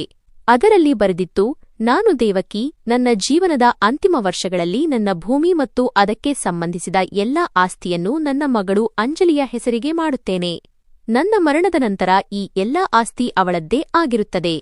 ಮುಂದೆ ಬರೆದಿತ್ತು, ನನ್ನ ಮಗ ಗೌರವ್ನನ್ನು ಈ ಆಸ್ತಿಯಿಂದ ವಂಚಿತಗೊಳಿಸಲಾಗುತ್ತಿದೆ, ಏಕೆಂದರೆ ಅವನು ನನ್ನೊಂದಿಗೆ ಕೆಟ್ಟದಾಗಿ ನಡೆದುಕೊಂಡನು ಮತ್ತು ನನ್ನನ್ನು ತನ್ನ ಮನೆಯಿಂದ ಹೊರಹಾಕಿದನು. ನನ್ನ ಕಷ್ಟದಲ್ಲಿ ಯಾರು ನನ್ನ ಜೊತೆಗಿದ್ದರೋ ಅವರೇ ನನ್ನ ಉತ್ತರಾಧಿಕಾರಿಯಾಗಬೇಕೆಂದು ನಾನು ಬಯಸುತ್ತೇನೆ. ನಾನು ಮೌನವಾಗಿ ಕುಳಿತಿದ್ದೆ. ಕಣ್ಣ ಮುಂದೆ ಅಮ್ಮನ ಮುಖ ಬಂದಿತು. ಅವರ ಮೌನ, ಅವರ ತಾಳ್ಮೆ, ಅವರ ನೋವು. ಅವರು ಎಂದಿಗೂ ಈ ವಿಷಯದ ಬಗ್ಗೆ ಪ್ರಸ್ತಾಪಿಸಿರಲಿಲ್ಲ. ತಮ್ಮ ಆಸ್ತಿಯ ಬಗ್ಗೆಯೂ ಇಲ್ಲ, ಉಯಿಲಿನ ಬಗ್ಗೆಯೂ ಇಲ್ಲ. ಅವರು ತಮ್ಮ ಜೀವನದಲ್ಲಿ ತಲೆ ತಗ್ಗಿಸಿ ಬದುಕಿದರು ಮತ್ತು ತಮ್ಮ ಮರಣದ ನಂತರವೂ ಒಂದು ಉಡುಗೊರೆಯನ್ನು ಕೊಟ್ಟು ಹೋದರು. ವಿಕಾಸ್ ಸಂಜೆ ಬಂದಾಗ ನಾನು ಅವರಿಗೆ ಎಲ್ಲವನ್ನೂ ಹೇಳಿದೆ. ಅವರು ಅದನ್ನು ಕೇಳಿ ಸ್ವಲ್ಪ ಸಮಯ ಮೌನವಾಗಿದ್ದರು. ನಂತರ ಹೇಳಿದರು, ಹಾಗಾದರೆ ಈಗ ನೀನು ಜಮೀನಿನ ಒಡತಿ? ನಾನು ಹೌದು ಎಂದು ತಲೆ ಆಡಿಸಿದೆ. ಆದರೆ ಈ ಜಮೀನು ಅಮ್ಮನದ್ದು. ಅವರು ನನಗೆ ಕೊಟ್ಟಿದ್ದಾರೆ. ಆದ್ದರಿಂದ ನಾನು ಬಯಸುವುದು ಏನೆಂದರೆ, ಇದರ ಉಪಯೋಗವು ಅವರು ಬಯಸಿದಂತೆಯೇ ಆಗಬೇಕು. ವಿಕಾಸ್ ಕೇಳಿದರು, ಏನು ಯೋಚಿಸಿದ್ದೀಯಾ ನೀನು? ನಾನು ಉತ್ತರಿಸಿದೆ, ಮೊದಲು ರಿಜಿಸ್ಟ್ರಿ ಮಾಡಿಸುತ್ತೇನೆ. ನಂತರ ಆ ಜಮೀನಿನ ಸ್ವಲ್ಪ ಭಾಗವನ್ನು ಮಾರಿ ವೃದ್ಧಾಶ್ರಮದಲ್ಲಿ ಸುಧಾರಣೆ ಕೆಲಸಗಳನ್ನು ಮಾಡಿಸುತ್ತೇನೆ. ಅಮ್ಮನ ಹೆಸರಿನಲ್ಲಿ ಮತ್ತು ಉಳಿದ ಹಣದಿಂದ ನನ್ನ ಈ ಲೈಫ್ ಫ್ಯಾಕ್ಟರಿಯನ್ನು ಲೈಫ್ ಫ್ಯಾಕ್ಟರಿ ಮುಂದೆ ಕೊಂಡೊಯ್ಯುತ್ತೇನೆ. ಅಮ್ಮ ಬಿತ್ತಿದ ಬೀಜವನ್ನು ನಾನು ಒಂದು ದೊಡ್ಡ ಮರವಾಗಿಸಲು ಬಯಸುತ್ತೇನೆ. ಮರುದಿನ ನಾನು ವಕೀಲರ ಬಳಿ ಹೋದೆ. ರಿಜಿಸ್ಟ್ರೇಷನ್ ಪ್ರಕ್ರಿಯೆಯ ಬಗ್ಗೆ ಮಾಹಿತಿ ಪಡೆದುಕೊಂಡು ಎಲ್ಲವನ್ನೂ ಪೂರ್ಣಗೊಳಿಸಿದೆ. ಹಳ್ಳಿಯ ಮುಖ್ಯಸ್ಥರನ್ನೂ ಸಹ ಸಂಪರ್ಕಿಸಿದೆ. ಕೆಲವು ವಾರಗಳಲ್ಲಿ ಜಮೀನು ಸಂಪೂರ್ಣವಾಗಿ ನನ್ನ ಹೆಸರಿಗೆ ಆಗಿತ್ತು. ಒಂದು ದಿನ ಆಕಸ್ಮಿಕವಾಗಿ ನಾನು ಮಾರುಕಟ್ಟೆಯಲ್ಲಿ ಅಣ್ಣ ಗೌರವ್ಗೆ ಎದುರಾದೆ. ಅವನು ಏನೋ ಖರೀದಿಸಲು ಬಂದಿದ್ದನು ಮತ್ತು ನನ್ನ ಕಣ್ಣು ಅವನ ಮೇಲೆ ಬಿದ್ದಾಗ ಒಂದು ಕ್ಷಣದಲ್ಲಿ ಎಲ್ಲಾ ಸಂಬಂಧಗಳು ಮನಸ್ಸಿನಲ್ಲಿ ಮೂಡಿಬಂದವು. ಅವನು ನನ್ನನ್ನು ನೋಡಿ ಒಂದು ಕ್ಷಣ ಕಣ್ಣು ತಗ್ಗಿಸಿದನು. ನಾನು ಮುಂದೆ ಹೋಗಿ ಹೇಳಿದೆ, ನಮಸ್ತೆ ಅಣ್ಣ. ಅವನು ಹಿಂಜರಿಯುತ್ತಾ ಉತ್ತರಿಸಿದನು, ನಮಸ್ತೆ. ನೀನು ಇಲ್ಲಿ? ನಾನು ಹೇಳಿದೆ, ಹೌದು, ಸ್ವಲ್ಪ ತುರ್ತು ಕೆಲಸವಿತ್ತು. ನೀವೆಲ್ಲರೂ ಕ್ಷೇಮವೇ? ಅವನು ತಲೆ ಆಡಿಸಿದನು. ಹೌದು, ಹೇಗೋ ಜೀವನ ಸಾಗುತ್ತಿದೆ. ನಂತರ ಅವನು ಒಂದು ಪ್ರಶ್ನೆ ಕೇಳಿಯೇ ಬಿಟ್ಟನು. ಕೇಳಿದೆ, ಅಮ್ಮ ಎಲ್ಲ ಆಸ್ತಿಯನ್ನು ನಿನ್ನ ಹೆಸರಿಗೆ ಮಾಡಿದ್ದಾಳೆ ಎಂದು? ನಾನು ಶಾಂತವಾಗಿ ಉತ್ತರಿಸಿದೆ, ಹೌದು. ಅವರು ತಮ್ಮ ಉಯಿಲಿನಲ್ಲಿ ಎಲ್ಲವನ್ನೂ ನನ್ನ ಹೆಸರಿಗೆ ಬರೆದಿದ್ದರು. ಅವನು ಸುಮ್ಮನಾದನು. ನಂತರ ಹೇಳಿದನು, ನಮ್ಮಿಂದ ತಪ್ಪಾಯಿತು. ನಾನು ಪರಿಸ್ಥಿತಿಯನ್ನು ಅರ್ಥಮಾಡಿಕೊಂಡೆ. ಆದರೆ ಹೇಳಿದೆ, ಬಹುಶಃ ಈಗ ತಡವಾಗಿದೆ. ಕೆಲವು ವಿಷಯಗಳ ಬೆಲೆಯನ್ನು ಸಮಯಕ್ಕೆ ಸರಿಯಾಗಿ ತರಬೇಕಾಗುತ್ತದೆ. ಇಲ್ಲದಿದ್ದರೆ ಅದು ಕೈಜಾರಿ ಹೋಗುತ್ತದೆ. ಅವನು ಏನೋ ಹೇಳಲು ಬಯಸುತ್ತಿದ್ದನು. ಆದರೆ ನಾನು ವಿದಾಯ ಹೇಳಿದೆ. ವಿದಾಯ ಅಣ್ಣ. ನಾನು ಮನೆಗೆ ಹಿಂದಿರುಗಿದಾಗ ಮನಸ್ಸಿನಲ್ಲಿ ಒಂದು ವಿಚಿತ್ರ ಭಾವನೆ ಇತ್ತು. ಸಂತೋಷವೂ ಇರಲಿಲ್ಲ, ದುಃಖವೂ ಇರಲಿಲ್ಲ. ಕೇವಲ ಒಂದು ಶೂನ್ಯತೆ ಇತ್ತು. ಅದನ್ನು ಅಮ್ಮನ ಉಯಿಲು ಇನ್ನೂ ಆಳವಾಗಿಸಿತ್ತು. ಜಮೀನು ನನ್ನ ಹೆಸರಿಗೆ ಆಗಿತ್ತು ಮತ್ತು ನಾನು ಮೊದಲ ಹೆಜ್ಜೆಯಾಗಿ ಅದನ್ನೇ ಮಾಡಿದೆ. ಅದನ್ನು ಬಹುಶಃ ಅಮ್ಮ ತಮ್ಮ ಜೀವನದಲ್ಲಿ ಮಾಡಲು ಬಯಸುತ್ತಿದ್ದರು. ಆದರೆ ಸಮಯ, ಸಂದರ್ಭಗಳು ಮತ್ತು ಜನರು ಅವರಿಗೆ ಅವಕಾಶ ನೀಡಲಿಲ್ಲ. ವೃದ್ಧಾಶ್ರಮದಲ್ಲಿ ಒಂದು ಹೊಸ ವಿಭಾಗವನ್ನು ನಿರ್ಮಿಸುವ ಯೋಜನೆಯನ್ನು ತಕ್ಷಣವೇ ರೂಪಿಸಿ ಕೆಲಸ ಪ್ರಾರಂಭಿಸಿದೆ. ಈ ವಿಭಾಗವು ವಿಶೇಷವಾಗಿ ತಮ್ಮ ಮನೆಯವರಿಂದ ಪರಿತ್ಯಜಿಸಲ್ಪಟ್ಟ ವಯಸ್ಸಾದ ಮಹಿಳೆಯರಿಗಾಗಿ ಮೀಸಲಾಗಿತ್ತು. ನಾನು ಅದಕ್ಕೆ ದೇವಕಿ ಕಕ್ಷಾ ಎಂದು ಹೆಸರಿಟ್ಟೆ, ನನ್ನ ಅಮ್ಮನ ಹೆಸರಿನಲ್ಲಿ. ವೃದ್ಧಾಶ್ರಮದ ಆ ಭಾಗ ಬದಲಾಗುತ್ತಿತ್ತು. ಹೊಸ ಮಂಚಗಳು, ಪ್ರಕಾಶಮಾನವಾದ ಕೋಣೆಗಳು, ಸ್ವಚ್ಛವಾದ ಸ್ನಾನಗೃಹಗಳು ಮತ್ತು ಪ್ರತಿ ಕೋಣೆಯ ಹೊರಗೆ ಒಂದು ಬೇವಿನ ಮರ, ಇದರಿಂದ ನೆರಳು ಮತ್ತು ತಾಜಾ ಗಾಳಿ ಎರಡೂ ಸಿಗಲಿ ಎಂದು. ಇನ್ನು ಫ್ಯಾಕ್ಟರಿಯ ವಿಷಯಕ್ಕೆ ಬಂದರೆ ಅದು ಒಂದು ಚಿಕ್ಕ ಕೋಣೆಯಲ್ಲಿ ಅಮ್ಮನ ಹೊಲಿಗೆ ಯಂತ್ರದಿಂದ ಪ್ರಾರಂಭವಾಗಿತ್ತು. ನನಗೆ ಜಮೀನು ಸಿಕ್ಕಾಗ ನಾನು ಆ ಫ್ಯಾಕ್ಟರಿಯನ್ನು ಒಂದು ವ್ಯವಸ್ಥಿತ ಸಂಸ್ಥೆಯಾಗಿ ಬದಲಾಯಿಸಿದೆ. ಹೆಸರು ದೇವಕಿ ಕ್ರಿಯೇಷನ್ಸ್ ಎಂದು ಇಟ್ಟೆ. ಅಲ್ಲಿ ನಾನು ಹೊಲಿಗೆ, ಕಸೂತಿ, ನೇಯ್ಗೆ ಮತ್ತು ಸಣ್ಣ ಕರಕುಶಲ ಕೆಲಸಗಳನ್ನು ಪ್ರಾರಂಭಿಸಿದೆ. ಅಲ್ಲಿ ಕೆಲಸ ಮಾಡುವ ಹೆಚ್ಚಿನ ಮಹಿಳೆಯರು ತಮ್ಮ ಮನೆಗಳಿಂದ ಹೊರಹಾಕಲ್ಪಟ್ಟವರೇ ಆಗಿದ್ದರು. ಇವರು ಕೌಶಲ್ಯವಿದ್ದರೂ ಅವಕಾಶವಿಲ್ಲದವರಾಗಿದ್ದರು. ಪ್ರತಿದಿನ ಬೆಳಿಗ್ಗೆ ನಾನು ಫ್ಯಾಕ್ಟರಿಗೆ ಹೋಗುತ್ತಿದ್ದೆ, ಕೆಲಸ ನೋಡುತ್ತಿದ್ದೆ, ಆರ್ಡರ್ಗಳನ್ನು ಪರಿಶೀಲಿಸುತ್ತಿದ್ದೆ, ಕಾರ್ಮಿಕರ ಮಾತುಗಳನ್ನು ಕೇಳುತ್ತಿದ್ದೆ ಮತ್ತು ಸಂಜೆ ವೃದ್ಧಾಶ್ರಮಕ್ಕೆ ಬರುತ್ತಿದ್ದೆ. ನನ್ನ ಜೀವನ ಈಗ 2 ಭಾಗಗಳಲ್ಲಿ ಹಂಚಿಹೋಗಿತ್ತು. ಆದರೆ ನೆಮ್ಮದಿ 2 ಕಡೆಗಳಿಂದಲೂ ಸಿಗುತ್ತಿತ್ತು. ಪ್ರತಿದಿನ ಒಂದು ಹೊಸ ಯಶಸ್ಸು, ಪ್ರತಿ ಮುಖದಲ್ಲಿ ಹೊಸ ಭರವಸೆ. ಅಮ್ಮನ ಕೃಪೆಯಿಂದ ಮನೆಯ ಪರಿಸ್ಥಿತಿ ಈಗ ತುಂಬಾ ಸುಧಾರಿಸಿತ್ತು. ನಾವು ಒಂದು ಒಳ್ಳೆಯ ಬಾಡಿಗೆ ಮನೆಯಲ್ಲಿ ವಾಸಿಸಲು ಪ್ರಾರಂಭಿಸಿದೆವು. ಪತಿ ವಿಕಾಸ್ ಕೂಡ ತಮ್ಮ ನಡವಳಿಕೆಯ ಬಗ್ಗೆ ತುಂಬಾ ನಾಚಿಕೆಪಡುತ್ತಿದ್ದರು. ಆದರೆ ನನಗೆ ಅವರ ಬಗ್ಗೆ ಯಾವುದೇ ದೂರು ಇರಲಿಲ್ಲ. ಸ್ವಂತ ಮಗನೇ ಬದಲಾಗಬಹುದಾದರೆ ಅಳಿಯನದೇನು ತಪ್ಪು? ಕೆಲವು ದಿನಗಳ ನಂತರ ನಾನು ಒಂದು ಧಾರ್ಮಿಕ ಸಂಸ್ಥೆಯ ಕಾರ್ಯಕ್ರಮದಲ್ಲಿ ಭಾಗವಹಿಸಿದ್ದೆ. ಅಲ್ಲಿ ನನ್ನ ಫ್ಯಾಕ್ಟರಿಯ ಸ್ಟಾಲ್ ಕೂಡ ಇತ್ತು. ಅಲ್ಲಿ ಹಠಾತ್ತನೆ ಒಂದು ಮುಖ ಎದುರಿಗೆ ಬಂತು. ಅದನ್ನು ನೋಡಿ ಬಹಳ ಸಮಯವಾಗಿತ್ತು. ಅಣ್ಣ ಗೌರವ್. ಸಾಧಾರಣ ಬಟ್ಟೆಗಳಲ್ಲಿ, ಮುಖದ ಮೇಲೆ ಪಶ್ಚಾತ್ತಾಪ ಮತ್ತು ಕಣ್ಣುಗಳಲ್ಲಿ ನಾಚಿಕೆ. ಅಣ್ಣ ನನ್ನ ಕಡೆಗೆ ಬರುತ್ತಾ ಹೇಳಿದರು, ಅಂಜಲಿ. ನಾನು ತಣ್ಣನೆಯ ಸ್ವರದಲ್ಲಿ ಉತ್ತರಿಸಿದೆ, ಹೇಳಿ ಅಣ್ಣ. ಅವನು ಹಿಂಜರಿಯುತ್ತಾ ಹೇಳಿದನು, ಸುಮ್ಮನೆ ಹೀಗೆ ಬಂದಿದ್ದೆ, ದರ್ಶನಕ್ಕೆ ಮತ್ತು ಅಡ್ಡಾಡಲು. ನಿನ್ನ ಹೆಸರು ನೋಡಿದೆ. ಆಗ ಮನಸ್ಸು ಏನೋ ಅನುಭವಿಸಿತು. ನಾನು ಹೇಳಿದೆ, ನಿಮ್ಮ ಜೀವನದಲ್ಲಿ ಸತ್ಯದ ಸಮಯ ಬಹಳ ಹಿಂದೆಯೇ ಕಳೆದು ಹೋಗಿದೆ. ಈಗ ಉಳಿದಿರುವುದು ಕೇವಲ ಉತ್ತರಗಳು ಮಾತ್ರ. ಅವನು ಸುಮ್ಮನಾದನು.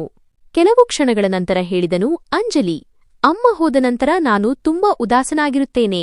ಎಲ್ಲವನ್ನೂ ಕಳೆದುಕೊಂಡಂತೆ ಭಾಸವಾಗುತ್ತದೆ. ನಾನು ಆಳವಾದ ದೃಷ್ಟಿಯಿಂದ ಅವನನ್ನು ನೋಡಿದೆ ಮತ್ತು ಹೇಳಿದೆ, ಅಮ್ಮನನ್ನು ಮನೆಯಿಂದ ಹೊರಹಾಕಿದಾಗ ಕೇವಲ ಒಬ್ಬ ಕೆಟ್ಟ ಹೆಂಗಸು ಹೋಗುತ್ತಿದ್ದಾಳೆ ಎಂದು ಅಂದುಕೊಂಡಿದ್ದೆ.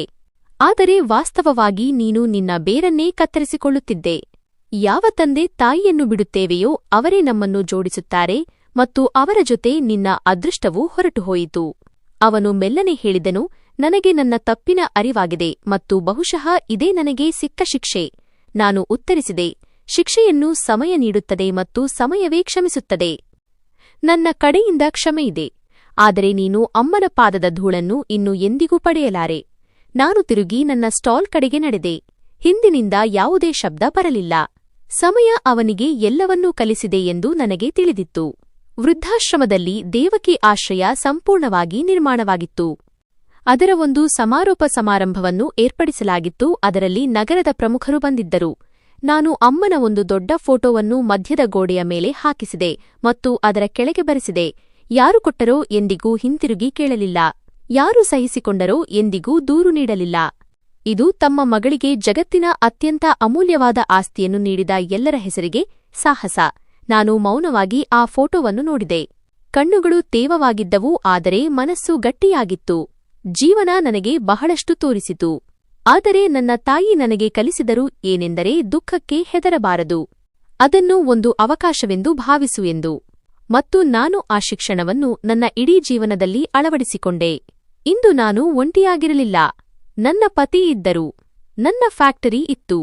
ನನ್ನ ತಾಯಿಯ ನೆನಪುಗಳಿದ್ದವು. ಆ ಅಮ್ಮ, ಯಾರು ನನ್ನನ್ನು ಮಗಳೆಂದು ಕರೆದರು. ಮತ್ತು ಆ ಸುವಾಸನೆ, ಅದು ಕೇವಲ ಒಂದು ನಿಜವಾದ ಸಂಬಂಧದಿಂದ ಮಾತ್ರ ಬರುತ್ತದೆ. ತಾಯಿಯ ಸೇವೆ ಎಂದಿಗೂ ವ್ಯರ್ಥವಾಗುವುದಿಲ್ಲ. ಅದು ಪ್ರಾರ್ಥನೆಗಳಲ್ಲಿ ಅಡಗಿರುವ ಸ್ವರ್ಗವಾಗಿರುತ್ತದೆ. ಯಾರು ತಂದೆ ತಾಯಿಯನ್ನು ಬಿಡುತ್ತಾರೋ ಅದೃಷ್ಟ ಅವರ ಆಸ್ತಿಯಿಂದ ತಾನಾಗಿಯೇ ದೂರ ಸರಿದು ಹೋಗುತ್ತದೆ. ಈ ಕಥೆಯ ಮೂಲ ಸಂದೇಶವೇನೆಂದರೆ, ತಂದೆ ತಾಯಿಯ ಗೌರವ ಮತ್ತು ಸೇವೆಯೇ ಜೀವನದ ಅತ್ಯಂತ ದೊಡ್ಡ ಸಂಪತ್ತು. ಯಾರು ತಮ್ಮ ತಂದೆ ತಾಯಿಯನ್ನು ತ್ಯಜಿಸುತ್ತಾರೋ ಅವರು ತಮ್ಮ ಅದೃಷ್ಟ ಮತ್ತು ಸುಖ ಎರಡನ್ನೂ ಕಳೆದುಕೊಳ್ಳುತ್ತಾರೆ. ಆದರೆ ಯಾವ ಸಂತಾನ ಅವರ ಸಂಸ್ಕಾರಗಳನ್ನು ಮತ್ತು ಕನಸುಗಳನ್ನು ಮುಂದೆ ಕೊಂಡೊಯ್ಯುತ್ತಾರೋ ಅವರು ಸಮಾಜದಲ್ಲಿ ಗೌರವ ಪಡೆಯುವುದಲ್ಲದೆ ಆತ್ಮಿಕ ಶಾಂತಿ ಮತ್ತು ನಿಜವಾದ ಯಶಸ್ಸನ್ನು ಸಹ ಗಳಿಸುತ್ತಾರೆ. ಅಂದು ಅಮ್ಮನ ಫೋಟೋದ ಕೆಳಗೆ ಬರೆದ ಆ ಮಾತುಗಳು ಸಮಾರಂಭಕ್ಕೆ ಬಂದಿದ್ದ ಪ್ರತಿಯೊಬ್ಬರ ಕಣ್ಣುಗಳನ್ನು ಒದ್ದೆ ಮಾಡಿದವು. ದೇವಕಿ ಆಶ್ರಯ ಈಗ ಕೇವಲ ಒಂದು ಕಟ್ಟಡವಾಗಿರಲಿಲ್ಲ, ಬದಲಿಗೆ ತಮ್ಮವರೇ ಬದುಕಿನಲ್ಲಿ ಕತ್ತಲೆ ಮೂಡಿಸಿದ ನೂರಾರು ತಾಯಂದಿರ ಮಂದಿರವಾಗಿತ್ತು. ಉದ್ಘಾಟನೆಯ ಕೆಲವು ತಿಂಗಳುಗಳ ನಂತರ ನನ್ನ ದಿನಚರಿ ಸಂಪೂರ್ಣವಾಗಿ ಬದಲಾಗಿತ್ತು. ವಿಕಾಸ್ ಈಗ ನನ್ನ ಕೆಲಸದಲ್ಲಿ ಸಹಾಯ ಮಾಡಲು ಪ್ರಾರಂಭಿಸಿದ್ದರು. ಯಾರು ಎಂದಿಗೂ ಮೌನವಾಗಿ ಮತ್ತು ಭಾವನೆಗಳಿಂದ ದೂರ ಇರುತ್ತಿದ್ದರೋ ಈಗ ಅವರು ಫ್ಯಾಕ್ಟರಿಯ ಲೆಕ್ಕಾಚಾರ ಮತ್ತು ಆಶ್ರಮದ ಸರಕು ಸರಬರಾಜಿನ ಬಗ್ಗೆ ಗಮನ ಹರಿಸುತ್ತಿದ್ದರು. ಬಹುಶಃ ಅವರು ಅಮ್ಮನ ಸೇವೆಯ ಆ ಅದ್ಭುತವನ್ನು ತಮ್ಮ ಕಣ್ಣಾರೆ ಕಂಡಿದ್ದರು. ಅದು ಸಾಮಾನ್ಯ ಹೊಲಿಗೆ ಕೆಲಸ ಮಾಡುತ್ತಿದ್ದ ಅಂಜಲಿಯನ್ನು ಅಂಜಲಿ ಮೇಡಂ ಮತ್ತು ಒಬ್ಬ ಯಶಸ್ವಿ ಉದ್ಯಮಿಯನ್ನಾಗಿ ಮಾಡಿತ್ತು. ಗೌರವ್ ಅಣ್ಣನ ಪಶ್ಚಾತ್ತಾಪ ಮತ್ತು ಅಂತಿಮ ಮಿಲನ. ಒಂದು ಮಧ್ಯಾಹ್ನ ನಾನು ದೇವಕಿ ಕ್ರಿಯೇಷನ್ಸ್ ಆಫೀಸ್ನಲ್ಲಿ ಕುಳಿತು ಹೊಸ ಆರ್ಡರ್ಗಳನ್ನು ನೋಡುತ್ತಿದ್ದೆ. ಆಗ ಗಾರ್ಡ್ ಬಂದು ಹೇಳಿದರು, ಯಾರೋ ನಿಮ್ಮನ್ನು ಭೇಟಿಯಾಗಲು ಬಯಸುತ್ತಿದ್ದಾರೆ. ಹೊರಗೆ ನೋಡಿದರೆ ಗೌರವ್ ಅಣ್ಣ ನಿಂತಿದ್ದರು. ಅವರ ಸ್ಥಿತಿ ಮೊದಲಿಗಿಂತಲೂ ಕೆಟ್ಟದಾಗಿತ್ತು. ಅವರ ಹೆಂಡತಿ ಅವರನ್ನು ಬಿಟ್ಟು ಹೋಗಿದ್ದಾಳೆ ಮತ್ತು ಅವರು ಈಗ ಒಂಟಿಯಾಗಿ ಒಂದು ಸಣ್ಣ ಕೋಣೆಯಲ್ಲಿ ವಾಸಿಸುತ್ತಿದ್ದಾರೆ ಎಂದು ಕೇಳಿದ್ದೆ. ಅವರು ಒಳಗೆ ಬಂದರು ಮತ್ತು ಏನೂ ಹೇಳದೆ ನನ್ನ ಕಾಲಿಗೆ ಬಿದ್ದರು. ಅವರ ಅಳುಮುಗಿಲು ಮುಟ್ಟಿತು. ಅಂಜಲಿ ತಂಗಿ, ನನ್ನನ್ನು ಕ್ಷಮಿಸು. ನಾನು ಆ ಜಮೀನಿನ ಹಕ್ಕುದಾರನಾಗಿರಲಿಲ್ಲ. ನಾನು ಅಮ್ಮನ ಪ್ರೀತಿಗೂ ಹಕ್ಕುದಾರನಾಗಿ ಉಳಿಯಲಿಲ್ಲ. ಆದರೆ ಈ ಭಾರದೊಂದಿಗೆ ನನಗೆ ಬದುಕಲು ಆಗುತ್ತಿಲ್ಲ. ನಾನು ಅವರನ್ನು ಮೇಲೆತ್ತಿ ಕುರ್ಚಿಯ ಮೇಲೆ ಕುಳ್ಳಿರಿಸಿದೆ. ಅವರಿಗೆ ನೀರು ಕುಡಿಸಿದೆ ಮತ್ತು ಶಾಂತಿಯಿಂದ ಹೇಳಿದೆ, ಅಣ್ಣ, ನಾನು ನಿನ್ನನ್ನು ಮೊದಲೇ ಕ್ಷಮಿಸಿದ್ದೇನೆ. ಆದರೆ ನೆನಪಿರಲಿ, ಕ್ಷಮೆ ಮನುಷ್ಯನ ಮನಸ್ಸಿಗೆ ಶಾಂತಿ ನೀಡಬಹುದು, ಆದರೆ ಕಳೆದ ಹೋದ ಸಮಯವನ್ನು ಹಿಂತಿರುಗಿ ತರಲಾರದು. ಅಮ್ಮ ಈಗ ಇಲ್ಲ, ಆದರೆ ನೀನು ಬಯಸಿದರೆ ನಿನ್ನ ತಪ್ಪಿಗೆ ಪ್ರಾಯಶ್ಚಿತ್ತ ಮಾಡಿಕೊಳ್ಳಬಹುದು. ಹೇಗೆ ಎಂದು ಅವರು ಗದ್ಗದಿತ ಕಂಠದಿಂದ ಕೇಳಿದರು. ನಾನು ಅವರಿಗೆ ದೇವಕಿ ಆಶ್ರಯದ ತೋಟ ಮತ್ತು ಅಲ್ಲಿನ ನಿರ್ವಹಣೆಯ ಜವಾಬ್ದಾರಿಯನ್ನು ಒಪ್ಪಿಸಿದೆ. ನಾನು ಅವರೊಂದಿಗೆ ಹೇಳಿದೆ, ಇಲ್ಲಿ ಅನೇಕ ತಾಯಂದಿರಿದ್ದಾರೆ. ಯಾರದ್ದೋ ಕನ್ನಡಕ ಒಡೆದಿದೆ. ಇನ್ಯಾರಿಗೋ ಬಿಸಿಲಿನಲ್ಲಿ ಅಡ್ಡಾಡಲು ಆಸರೆ ಬೇಕು. ನೀನು ಇಲ್ಲಿ ಸೇವೆ ಮಾಡು. ಬಹುಶಃ ಯಾವುದಾದರೂ ತಾಯಿಯ ಆಶೀರ್ವಾದದಲ್ಲಿ ನಿನಗೆ ನಮ್ಮ ಅಮ್ಮನ ಕ್ಷಮೆ ಸಿಗಬಹುದು. ಗೌರವ್ ಅಣ್ಣ ಇದನ್ನು ತಮ್ಮ ಸೌಭಾಗ್ಯವೆಂದು ಭಾವಿಸಿದರು ಮತ್ತು ಅವರು ಅಲ್ಲಿಯೇ ಇದ್ದು ಸೇವೆಯಲ್ಲಿ ತೊಡಗಿದರು. ನಿಧಾನವಾಗಿ ನನ್ನ ಫ್ಯಾಕ್ಟರಿ ದೇವಕಿ ಕ್ರಿಯೇಷನ್ಸ್ ಕೆಲಸ ವಿದೇಶಗಳವರೆಗೂ ಹರಡಿತು. ನಮ್ಮಲ್ಲಿ ತಯಾರಾದ ಸೀರೆಗಳು ಮತ್ತು ಹಸ್ತಶಿಲ್ಪದ ಪ್ರದರ್ಶನಗಳು ದೊಡ್ಡ ನಗರಗಳಲ್ಲಿ ನಡೆಯಲಾರಂಭಿಸಿದವು. ಈ ಫ್ಯಾಕ್ಟರಿಯಿಂದ ಬರುವ ಲಾಭದ 70% ಭಾಗವನ್ನು ವೃದ್ಧಾಶ್ರಮಗಳು ಮತ್ತು ಅನಾಥಾಶ್ರಮಗಳ ಸಹಾಯಕ್ಕೆ ನೀಡಲಾಗುವುದು ಎಂದು ನಾನು ನಿರ್ಧರಿಸಿದೆ. ನಾನು ನಗರದ ಇತರ ಪ್ರದೇಶಗಳಲ್ಲಿಯೂ ಸಣ್ಣ ಸಣ್ಣ ಕೇಂದ್ರಗಳನ್ನು ತೆರೆದೆ. ಅಲ್ಲಿ ವೃದ್ಧ ಮಹಿಳೆಯರು ಕೇವಲ ವಾಸಿಸುವುದಲ್ಲದೆ ತಮ್ಮ ಕಲೆಯ ಮೂಲಕ ಸ್ವಾವಲಂಬಿಗಳಾಗುತ್ತಿದ್ದರು. ಈಗ ಯಾರೂ ಅವರನ್ನು ಹೊರೆ ಎಂದು ಕರೆಯುವಂತಿಲ್ಲ. ಅವರು ಶ್ರಮಿಕರಾಗಿದ್ದರು, ಅವರು ಕಲಾವಿದರಾಗಿದ್ದರು. ಒಂದು ಸಂಜೆ ನಾನು ಆಶ್ರಮದ ಜಗುಲಿಯಲ್ಲಿ ಕುಳಿತಿದ್ದೆ. ಅಮ್ಮ ಬಂದ ಮೊದಲ ದಿನ ನನ್ನನ್ನು, ನೀನು ಅವರನ್ನು ಬಿಡಲು ಬಂದಿದ್ದೀಯಾ ಅಥವಾ ಕರೆದುಕೊಂಡು ಹೋಗಲು ಬಂದಿದ್ದೀಯಾ ಎಂದು ಕೇಳಿದ ಅದೇ ವೃದ್ಧ ಮಹಿಳೆ ನನ್ನ ಬಳಿ ಬಂದರು. ಅವರು ನನ್ನ ತಲೆಯ ಮೇಲೆ ಕೈ ಇಟ್ಟು ಹೇಳಿದರು, ಮಗಳೇ, ಅಂದು ನಾನು ನಿನ್ನ ಹತ್ತಿರ ಹೇಳಿದ್ದೆ, ಇಲ್ಲಿ ಅತಿಥಿಗಳ ಆತಿಥ್ಯ ದೀರ್ಘವಾಗುತ್ತದೆ ಎಂದು. ಆದರೆ ಇಂದು ನಾನು ಹೇಳುತ್ತೇನೆ, ನೀನು ಈ ಜಾಗವನ್ನು ಅತಿಥಿಗೃಹವಲ್ಲ, ಮನೆಯನ್ನಾಗಿ ಮಾಡಿದ್ದೀಯಾ. ನಮಗೆ ಈಗ ಇಲ್ಲಿ ಸಾವಿನ ಭಯವಿಲ್ಲ, ಬದಲಿಗೆ ಬದುಕಲು ಹೊಸ ಕಾರಣ ಸಿಕ್ಕಿದೆ. ಸಮಯ ತನ್ನದೇ ಗತಿಯಲ್ಲಿ ಸಾಗುತ್ತಿತ್ತು. ನನ್ನ ಕೂದಲು ಈಗ ಬಿಳಿಯಾಗಲಾರಂಭಿಸಿತ್ತು. ಆದರೆ ಮನಸ್ಸಿನ ಶಕ್ತಿ ಅಂದು ಹೇಗಿತ್ತೋ ಹಾಗೆಯೇ ಇತ್ತು. ಅಂದು ನಾನು ಮೊದಲ ಬಾರಿ ಅಮ್ಮನ ಕೈ ಹಿಡಿದು ಅವರನ್ನು ಮಂಚದ ಮೇಲೆ ಕೂರಿಸಿದಾಗ ಇದ್ದಂತೆ. ವಿಕಾಸ್ ಮತ್ತು ನಾನು ಆಗಾಗ ಸಂಜೆ ಆಶ್ರಮದ ಮಾಳಿಗೆಯ ಮೇಲೆ ಕುಳಿತು ಮುಳುಗುವ ಸೂರ್ಯನನ್ನು ನೋಡುತ್ತಿದ್ದೆವು. ವಿಕಾಸ್ ಒಂದು ದಿನ ನನ್ನ ಬಳಿ ಹೇಳಿದರು, ಅಂಜಲಿ, ಒಂದು ವೇಳೆ ನೀನು ಅಂದು ನಿನ್ನ ಅಮ್ಮನನ್ನು ಮನೆಯಿಂದ ಹೊರಹಾಕುವ ನಿರ್ಧಾರವನ್ನು ವಿರೋಧಿಸದಿದ್ದರೆ ಅಥವಾ ಅವರನ್ನು ಅವರ ಪಾಡಿಗೆ ಬಿಟ್ಟಿದ್ದರೆ ಇಂದು ನಮ್ಮ ಬಳಿ ಈ ನೆಮ್ಮದಿ ಇರುತ್ತಿರಲಿಲ್ಲ. ನೀನು ನನ್ನನ್ನು ಒಬ್ಬ ಉತ್ತಮ ಮನುಷ್ಯನನ್ನಾಗಿ ಮಾಡಿದ್ದೀಯಾ. ನಾನು ನಗುತ್ತಾ ಆಕಾಶದ ಕಡೆಗೆ ನೋಡಿದೆ. ಮೋಡಗಳ ನಡುವೆ ಅಮ್ಮ ನಗುತ್ತಾ, ಬದುಕಿರು ನನ್ನ ಮಗಳೇ, ನೀನು ನನ್ನ ಗೌರವವನ್ನು ಉಳಿಸಿಕೊಂಡೆ ಎಂದು ಹೇಳುತ್ತಿರುವಂತೆ ನನಗೆ ಭಾಸವಾಯಿತು. ಅಂಜಲಿಯ ಕಥೆ ನಮಗೆ ಇದನ್ನೇ ಕಲಿಸುತ್ತದೆ.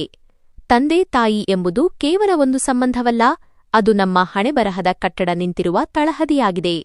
ಯಾರು ಈ ತಳಹದಿಯನ್ನು ಅಗೆಯುತ್ತಾರೋ ಅವರ ಪತನ ಖಚಿತ. ಅಂಜಲಿ ನಿಸ್ವಾರ್ಥ ಭಾವದಿಂದ ಅಮ್ಮನ ಸೇವೆ ಮಾಡಿದಳು. ಅದರ ಫಲ ಅವಳಿಗೆ ಗೌರವ, ಸಂಪತ್ತು ಮತ್ತು ಆತ್ಮಿಕ ಶಾಂತಿಯ ರೂಪದಲ್ಲಿ ಸಿಕ್ಕಿತು. ಅಣ್ಣ ಗೌರವ್ ಅಮ್ಮನನ್ನು ತಿರಸ್ಕರಿಸಿದನು, ಹಾಗಾಗಿ ಸಮಯವು ಅವನನ್ನು ಏಕಾಂಗಿಯನ್ನಾಗಿ ಮಾಡಿತು. ಅವನಿಗೆ ಅಂತಿಮವಾಗಿ ಶಾಂತಿ ಸಿಕ್ಕಿದ್ದು ಎಲ್ಲಿ ಎಂದರೆ ಎಲ್ಲಿ ಅವನು ತಿರಸ್ಕಾರ ಮಾಡಿದ್ದನೋ ಅಲ್ಲಿಯೇ. ಒಬ್ಬ ಮಗಳು ಮನಸ್ಸು ಮಾಡಿದರೆ ಅವಳು ಕೇವಲ ತನ್ನ ಮನೆಯನ್ನು ಮಾತ್ರವಲ್ಲ, ಸಮಾಜದ ನೂರಾರು ನಿರ್ಲಕ್ಷಿತ ಮಹಿಳೆಯರಿಗೂ ಆಸರೆಯಾಗಬಲ್ಲಳು. ಅಮ್ಮನ ಆ ಹೊಲಿಗೆ ಯಂತ್ರ ಇಂದಿಗೂ ಫ್ಯಾಕ್ಟರಿಯ ಮುಖ್ಯದ್ವಾರದಲ್ಲಿ ಒಂದು ಗಾಜಿನ ಪೆಟ್ಟಿಗೆಯಲ್ಲಿ ಇರಿಸಲ್ಪಟ್ಟಿದೆ. ಆ ಯಂತ್ರವು ಸಾಕ್ಷಿಯಾಗಿದೆ ಏನೆಂದರೆ ಚಿಕ್ಕದಾಗಿ ಇಟ್ಟ ಹೆಜ್ಜೆಯು ದೊಡ್ಡ ಬದಲಾವಣೆಗಳನ್ನು ತರಬಲ್ಲದು. ಆದರೆ ಅದಕ್ಕೆ ಉದ್ದೇಶಗಳು ಒಳ್ಳೆಯದಾಗಿರಬೇಕು ಮತ್ತು ಹೃದಯದಲ್ಲಿ ಅಮ್ಮನ ಆಶೀರ್ವಾದ ಇರಬೇಕು. ಕಥೆ ಇಲ್ಲಿಗೆ ಮುಕ್ತಾಯವಾಗುತ್ತದೆ. ಸ್ನೇಹಿತರೆ, ಈ ಕಥೆ ಸಂಪೂರ್ಣವಾಗಿ ಕಾಲ್ಪನಿಕವಾಗಿದೆ.